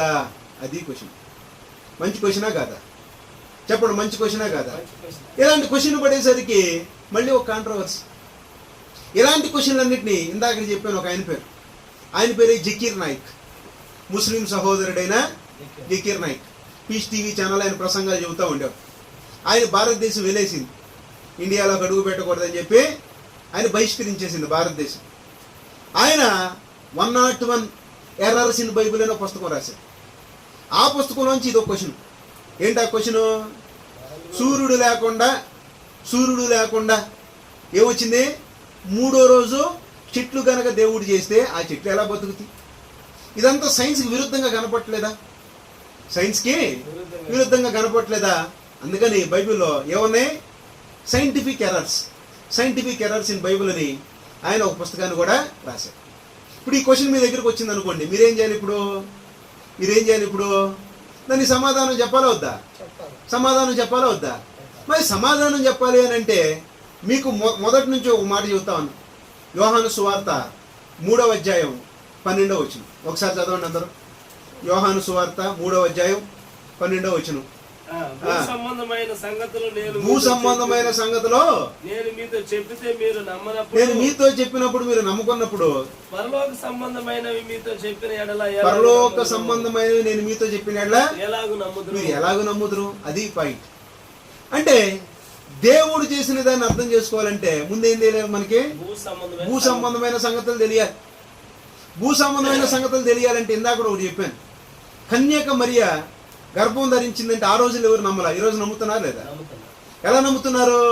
అద్దె గర్భాలు వచ్చినాయి. దాని తర్వాత పెద్ద పెద్ద సెలబ్రిటీస్ వాళ్ళందరూ చేస్తున్నటువంటి దానిని మనం రెగ్యులర్గా చూస్తా ఉన్నాం. ఇలా చూడటం బట్టి ఇది సాధ్యమని అర్థం. అలాంటిది ఇప్పుడు ఏం చేస్తున్నారంటే ఇరిగేషన్లో, అంటే ఈ అగ్రికల్చర్ టెక్నాలజీస్లో వాళ్ళు రాత్రులు ఇంటి లోపల ఏం చేస్తున్నారంటే ఎల్ఈడి లైట్లు పెడుతున్నారు. ఏ లైట్లు? ఎల్ఈడి లైట్లు. పైనుంచి అక్కడి నుంచి అక్కడి దాకంతా ఒక ఫ్లోర్ ఎల్ఈడి లైట్.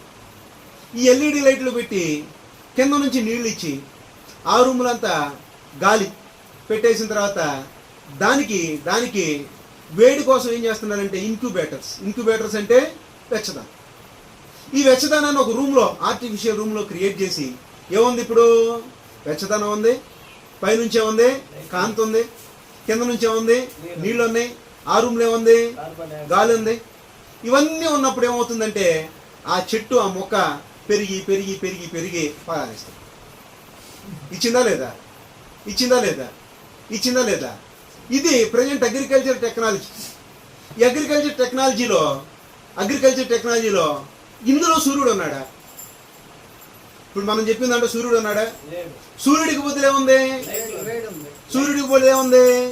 పైనుంచి లైట్, ఎల్ఈడి లైట్లు ఉన్నాయి. పైనుంచి ఏమున్నాయి? ఎల్ఈడి లైట్లు ఉన్నాయి. ఇప్పుడు కిరణజన్య సంయోగం అంటే ఫోటోసింథసిస్. ఫోటో అంటే అర్థం ఏంటి? లైట్ అని. లైట్. ఫోటో దిగేమంటే అర్థం ఏంటి?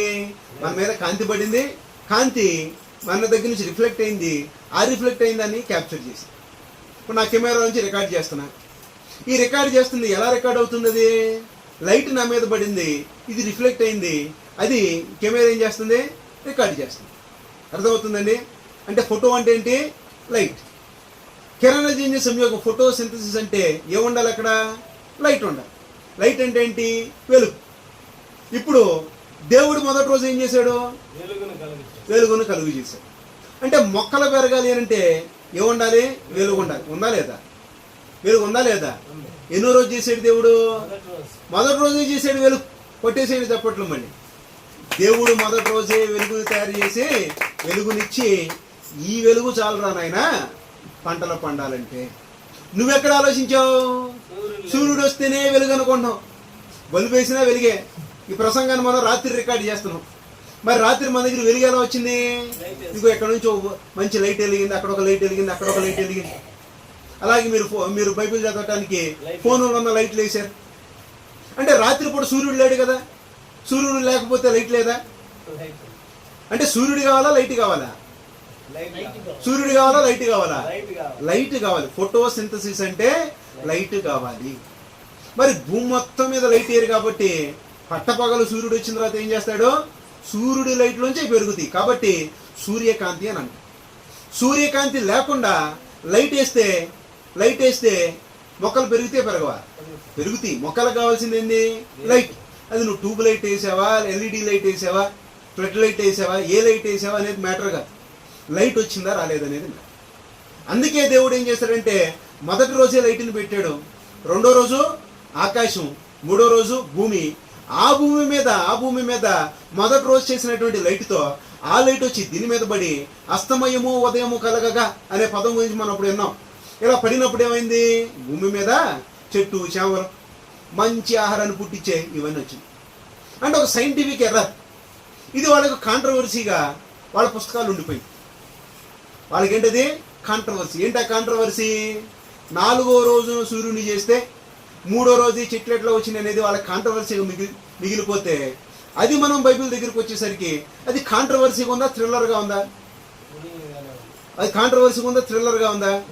థ్రిల్లర్గా ఉంది. అందుకే మనం పెట్టే టైటిల్స్ ఎక్కువగా సైంటిఫిక్ థ్రిల్లర్స్ అని ఒక మెసేజ్ పెడతా ఉంటాం. సైంటిఫిక్ థ్రిల్లర్స్ అని ఒక మెసేజ్ని కింద ఒక లైన్ ఇస్తూ ఉంటాం. ఎందుకనంటే సైన్స్ అనేది థ్రిల్ చేసిద్ది జన. ఎంత థ్రిల్లింగ్గా ఉంటుంది అదే సైన్స్ బైబిల్లోంచి వచ్చింది అనుకోండి, ఇంకా చాలా గొప్పగా ఉంటుంది. మరి వాళ్ళు రాసే పుస్తకాలు ఎలా ఉంటాయి? అన్సైంటిఫిక్ బుక్ అంటారు. బైబిల్ అనేది అంటే అన్సైంటిఫిక్ బుక్ అంటారు. నేనేమంటానంటే బైబిల్ అనేది సైంటిస్టులకు మాన్యువల్ అంట. బైబిల్ అనేది ఏంటి? సైంటిస్టులకు మాన్యువల్. మరి నిన్నటి దినాన ఓ పాటను రిలీజ్ చేశాను. మరి ఎంతమంది విన్నారండి ఆ పాటను మరి ఎంతమంది విన్నారు? నిన్నటి దినాన ఓ చక్కని పాటను రిలీజ్ చేశాను. ఎంతమంది విన్నారు? ఒకసారి మీకోసం ఆ పాటను పెడతాను, వినండి. The Bible made the world stand tall. In history, geography, it covers all. Archaeology and science find in every verse truth intertwined. The Bible blooms in biology's ways. Zoology, physiology, it lights the day. It's the root of all knowledge. We see God's word, the key to eternity. In nature's laws, we find His voice. Physics, chemistry, they all rejoice. The stars declare His mighty name.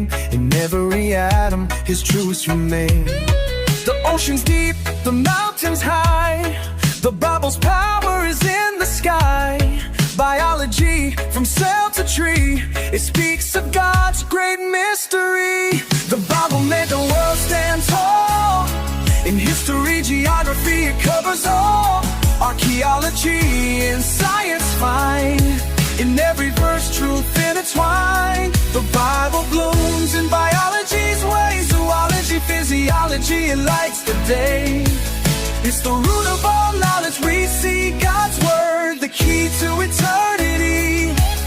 Yeah. Yo. ఈ పాట line చదివి వినిపిస్తాను ఒకసారినండి. The Bible made the world stand tall. అంటే Bible అనేది ప్రపంచం మొత్తాన్ని తలెత్తుకునేటట్టు చేసింది. In history, geography, it covers all.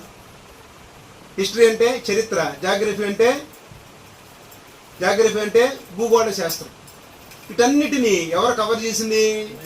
Bible cover చేసింది. Archaeology and science find. Archaeology అంటే పురావస్తు శాస్త్రం, అలాగే సైన్స్, ఇవన్నీ దేని గొప్పతనాన్ని తెలియజేస్తున్నాయి? బైబిల్ గొప్పతనాన్ని తెలియజేస్తున్నాయి. ఈరోజు ప్రసంగంలో చెప్పాను, ఒక ఆయన వాడినటువంటి ఈటె 300 షెకల్స్ ఈటని, అది ఆర్కియాలజీ ప్రసంగంలో త్వరలో విడుదల చేస్తాను, వినండి. In every verse truth intertwined. ప్రతి మాటలో ఏమొస్తుంది? సత్యం అనేది బయటకు వస్తుంది. దేంట్లోంచి? బైబిల్లోంచి. The Bible blooms in biologies way. Biology అంటే జీవశాస్త్రంలో, జీవశాస్త్రాన్ని పుట్టించింది ఎక్కడ? బైబిల్ ఉన్న ప్రతి వచనం దాన్ని ఏం చేస్తుంది? దాన్ని ఎక్స్ప్లెయిన్ చేస్తుంది. Zoology, physiology, it lights the day. Zoology అంటే జంతు శాస్త్రం.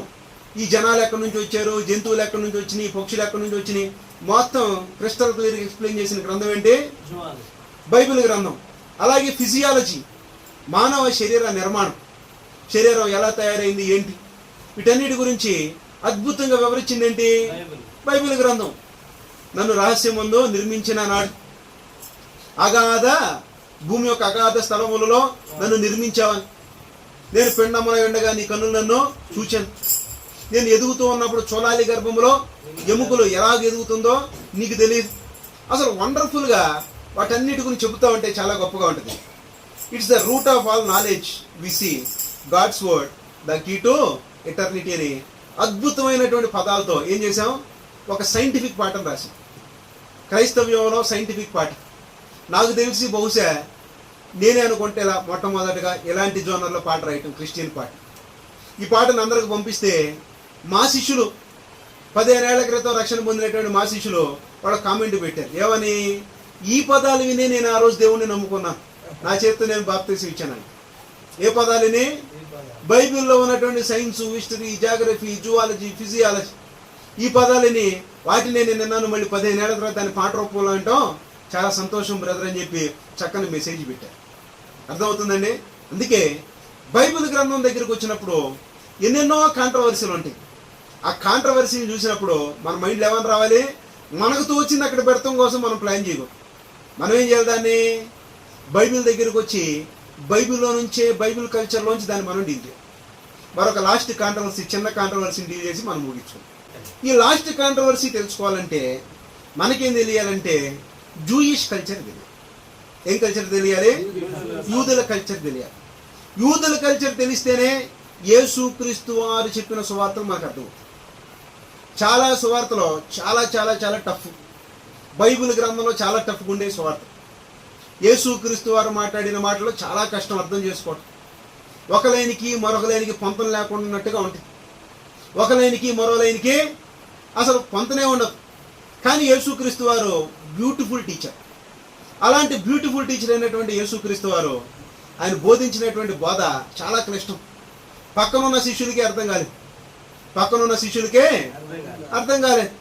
మార్కు సువార్త 16వ అధ్యాయంలో బాప్తీసం నమ్మి బాప్తీసం పొందిన అక్షం నమ్మని వానికి శిక్ష అని చెప్పడానికి ముందు ఆయన ఏమంటాడంటే వారి హృదయ కాఠిన్యము నిమిత్తం వారిని గద్దించింది. ఎందుకని? యేసుక్రీస్తు వారు అన్ని రోజులు 3.5 సంవత్సరాలు చెప్పిందంటే వాళ్ళకి ఎక్కల బుర్రలోకి ఎక్కిందా ఎక్కలేదా? వాళ్ళకి ఎప్పుడు ఎక్కిందంటే యేసుక్రీస్తు వారు చనిపోయి తిరిగి లేచి ఆరోహణం అయిపోయి వెళ్ళిపోయిన తర్వాత పరిశుద్ధాత్ముడు భూమి మీదకి వచ్చాడే, పెంతుకొస్తేనే పండగదేనా, అప్పటి నుంచి వాళ్ళకి ఎక్కినాయి. అప్పటి నుంచి వాళ్ళు సూపర్ పవర్లు. ఎవరో పేతురైనా, యోహానైనా, శిష్యులైనా అందరు. అంతకుముందు వాళ్ళు ఎవరంటే బేబేబేలు అంటే ఆయన చెప్పేవాడు వీళ్ళకి ఎక్కేది కాదు, చెప్పేవాడు ఎక్కేది కాదు. మీరు నాతో ఉన్నారు ఎంతకాలం అయినా మీకు అర్థం కాలేదని చెప్పి తిడతా ఉండేము. నాతోనే ఉన్నారు, నాతోనే తిరిగారు, ఇవన్నీ మీరు విన్నా కానీ మళ్ళీ ఏం చేశారు? ఏది ఎక్కలేదు. అర్థమవుతుందండి? ఎందుకనంటే యేసుక్రీస్తు వారి బోధనా స్టైల్ అలా ఉంటుంది. యేసుక్రీస్తు వారి బోధనా స్టైలు అలా ఉంటుంది. అలాంటి యేసుక్రీస్తు వారి బోధనా స్టైల్ తోటి యూదులకి అర్థం కానప్పుడు ఆంధ్రప్రదేశ్లో ఉన్న మనం తెలుగులో బైబిల్ చదువుతున్నప్పుడు చదవంగానే అర్థమైందని చెప్పి మీరు ఎలా అనుకుంటున్నారు? అర్థమైతే అర్థం కాదా? ఖచ్చితంగా అర్థం కాదు. కాకపోతే మనమేమనుకున్నామంటే ఏదో 2 లైన్లు చదివేసి 2 సార్లు చదవగానే మనకు తెలియదేముందలే బైబిల్ అని అనుకుంటాం.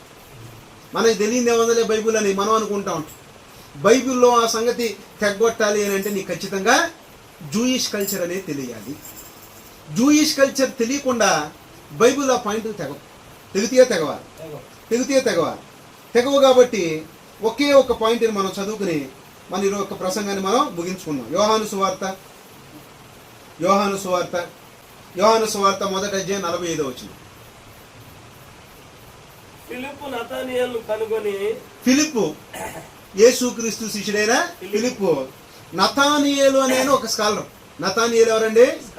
ఆయన ధర్మశాస్త్రం స్కాలర్. నతానియేలు అని ఆయన ఎవరు? ధర్మశాస్త్రం స్కాలర్. ఫిలిప్పు నతానియేలును కనుగొని ధర్మశాస్త్రములో మోషేయు ప్రవక్తలను ఎవరిని గూర్చి రాసిరో ఆయనను కనుగొంటిమి. ఆయన యోసేపు కుమారుడైన నజరేయుడగు యేసు అని అతనితో చెప్పాను. కాసేపు గ్యాప్ నన్ను చూడండి. ఫిలిప్పు ఆయన కూడా స్కాలరే.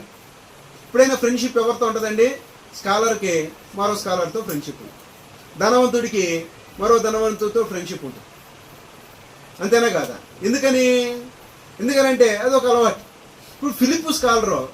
ఆయన ఏం చేశాడంటే ఫిలిప్పు అలా పోతా నతానియేలు అని ఇంకో స్కాలర్ ఉన్నాడు. ఆయన దగ్గరికి పోయాడు.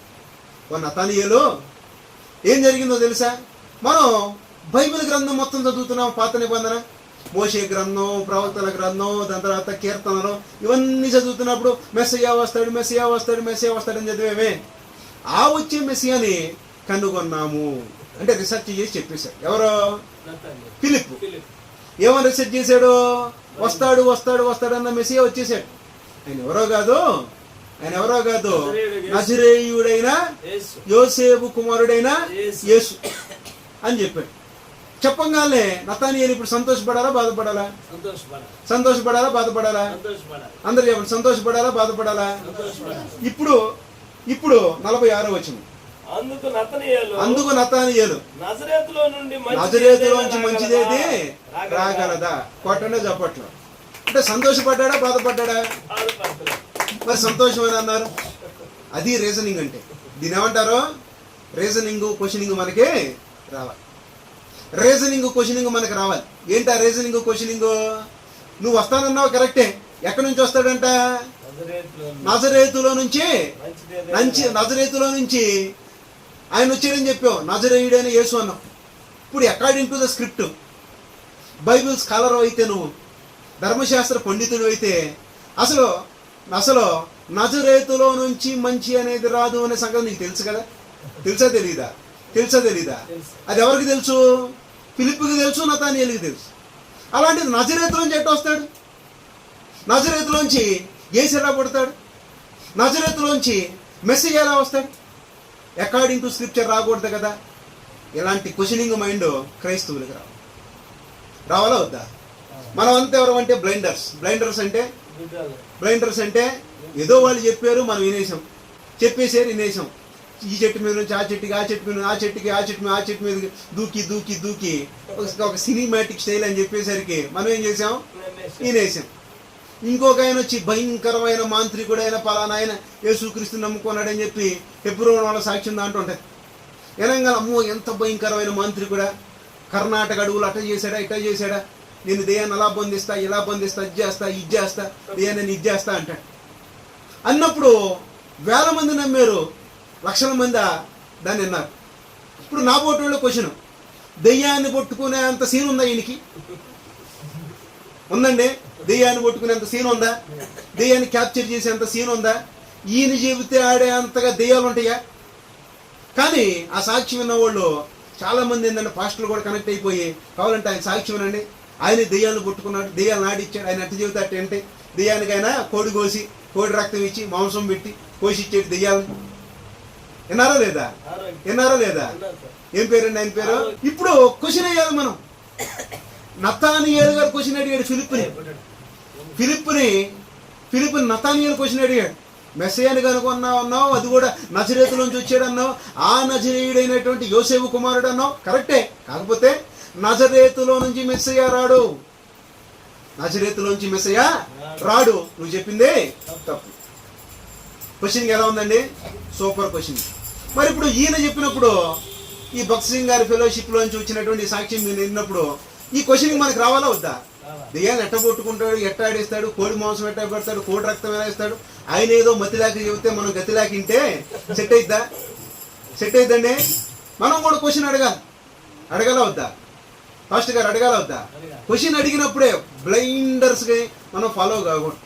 ఈరోజు ఏమైందంటే క్రైస్తవ్యంలో బోల్డ్ అన్ని బ్లైండర్స్ రావడానికి కారణం ఏంటంటే ఎలాంటి ఇనే బైబిల్ దగ్గరికి వచ్చినప్పుడు ఒక క్వశ్చన్ అనేది, సాలిడ్ క్వశ్చన్ అనేది పడకపోవటం వల్లనే వస్తుంది. ఆయన ఎవరో వచ్చామంటాడంటే ఎక్కడి నుంచి మంత్రాలు చేసి చచ్చిపోయినటువంటి ఎవరిని రప్పిస్తున్నాడు? పలానా వాళ్ళని భూమి మీదకి రప్పిస్తున్నాడని ఆయన చెబుతున్నాడు. చెప్పంగానే ఈ జనాలందరూ భయం, పలానా వాడు వస్తారు. ఏం పేరు నీ పేరు అనగానే ఎవరి పేరు చెబుతున్నారు? చచ్చిపోయిన వాళ్ళ బంధువుల పేరు చెబుతున్నారు. చెప్పంగానే ఇలాంటివి చూసి బైబిల్ గ్రంథంలో ఒక మాట ఏం చేసిందంటే మనకి దీన్ని బ్రేక్ వేసేసి, మేఘము విడిపోయి అదృశ్యమగునట్లు పాతాళమునకు దిగినవాడు మరి అన్నటికే రాడు, అతని స్థలం మరలా అతనే ఎరుగదు. ఎవరు చెప్పారు? బైబిల్ ఏం చెప్పింది? మేఘము విడిపోయి అదృశ్యమగునట్లు పాతాళమున దిగినవాడు మరి అన్నటికే రాడు, ఆయన స్థలం అతన్ని ఎరుగదు. ఒకవేళ వచ్చాడు అనుకోండి, ఇది నెల్లూరు, ఇది గుంటూరు, ఇది ఫలానా వీధి, ఇది ఫలానా ఇల్లు, ఇది పాస్టర్ పాలు గారి సంఘం, తెలుసా? బైబిల్ క్రిస్టల్ క్లియర్గా చెబితే వాళ్ళు చెబుతున్నాయని చెప్పి నువ్వు బ్లైండర్గా ఎలా విన్నావు?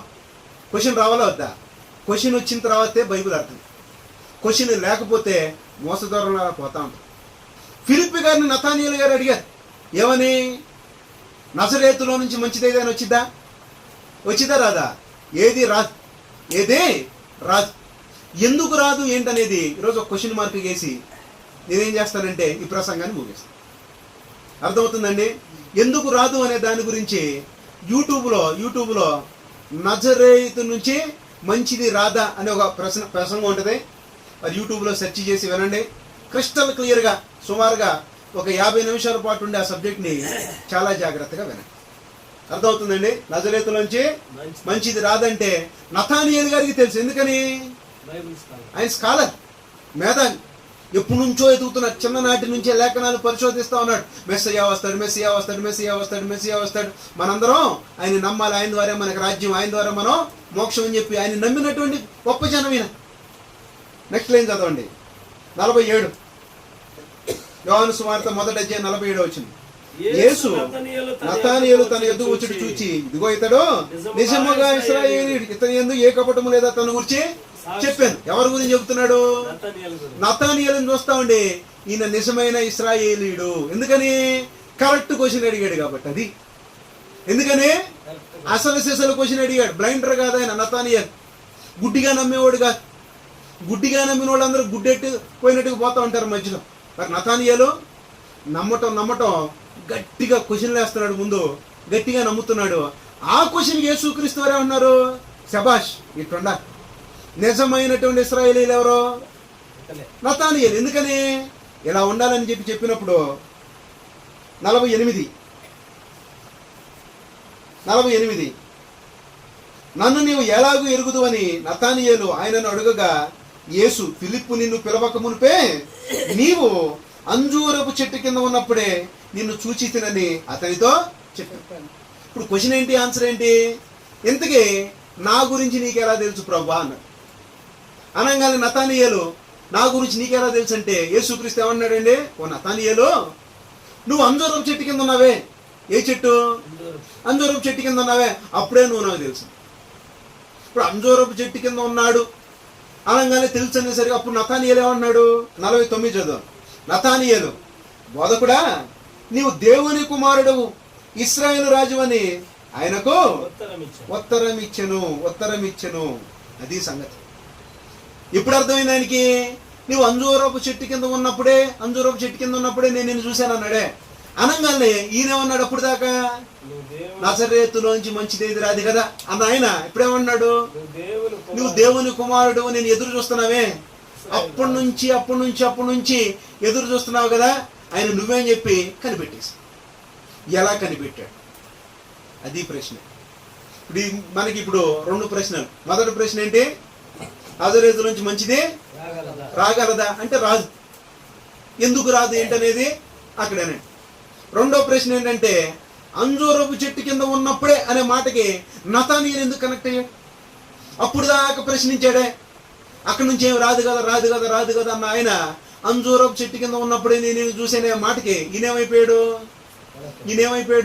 కనెక్ట్ అయిపోయిన తర్వాత నువ్వే మెస్సియావి, నువ్వే రాజువి, నువ్వే మా రాజు అని చెప్పి యేసుక్రీస్తు శిష్యుడైపోయాడు. అంటే అంజూరపు చెట్టు కింద ఏం జరిగింది? అంజూరపు చెట్టు కింద ఏముంది? అక్కడ ఉన్నప్పుడు ఏం జరిగిందని తెలుసుకోవాలంటే ఇందాక స్టార్టింగ్లో మీకు చెప్పాను. ఏమని బోనాల పండుగ గురించి తెలుసుకోవాలంటే మీరు ఎక్కడ ఉండాలి? తెలంగాణలో ఉంటేనే అర్థమైంది. బోనాల పండుగ తెలియాలంటే ఎక్కడ ఉండాలి? తెలంగాణలో ఉండాలి. అలాగే మన కదిరిలో అక్కడ పండుగ జరిగింది. అది తెలియాలంటే అక్కడికే పోవాలి. మామూలు అమ్మ జాతర అని ఒకటి ఉంటుంది. అది తెలియాలంటే ఎక్కడికి పోవాలి? మన భీమవరం పోవాలి. గూగూడు, ఊరి పేరు ఏం పేరంటే గూగూడు అని అంటే ఆ గూగూడులో జరుగుతున్న దాని గురించి తెలియాలంటే మీకేం తెలియాలి? అక్కడ పోయి అది తెలుసుకోవాలి. అలాగే బైబిల్ అర్థం కావాలంటే అంజూరపు చెట్టు కింద ఉన్నప్పుడే నాకు తెలుసు అని చెప్పిన మాటని ఈయన చెప్పింది ఆయనకి అర్థమైంది, ఆయన చెప్పింది ఈయనకి అర్థమైంది. వీళ్ళిద్దరి మధ్య జరిగిన సంభాషణ మనకు అర్థం కాదు. అర్థమైందా? అర్థం కాలేదా? మనకి ఎందుకు అర్థం కాలేదని అంటే జూయిష్ కల్చర్ మనకి తెలియలేదు. యూదుల కల్చర్ మనకి తెలిస్తే అప్పుడు ఈ పాయింట్ అర్థమవుతుందండి. కాబట్టి ఈసారి ప్రసంగంలో ఏం చేద్దామనంటే వీటిని మనం డీల్ చేద్దాం. మరి బైబిల్లో కాంట్రవర్సీలు ఉంటాయా ఉండవా? బైబిల్ అంటేనే కాంట్రవర్సీ పుస్తకం. ఎందుకని? నువ్వు అపార్థం చేసుకుని కాంట్రవర్సీ అన్నావు అంతే. కానీ బైబిల్ అపార్థం చేసుకోవడానికి ఏది లేదు. బైబిల్ కాంట్రవర్సీ పుస్తకం అండి కాదు. ఎందుకు కాంట్రవర్సీ అయింది? నువ్వు అర్థం చేసుకోలేదు, నీ పొరకు అర్థం కాలేదు కాబట్టి నువ్వు కాంట్రవర్సీ చేసావు. అంతేగాని అర్థం చేసుకుంటే బైబిల్ అనేది ఎలాంటి పుస్తకం అండి? ప్రపంచం అనేది ల్యాబొరేటరీ అయితే బైబిల్ ల్యాబొరేటరీ మాన్యువల్. బైబిల్లో ఉన్నదానికి వ్యతిరేకంగా ఏది ఆయన శాస్త్రవేత్త, వైద్యులకు పరమ వైద్యుడు. ఆయన పేరే యేసు.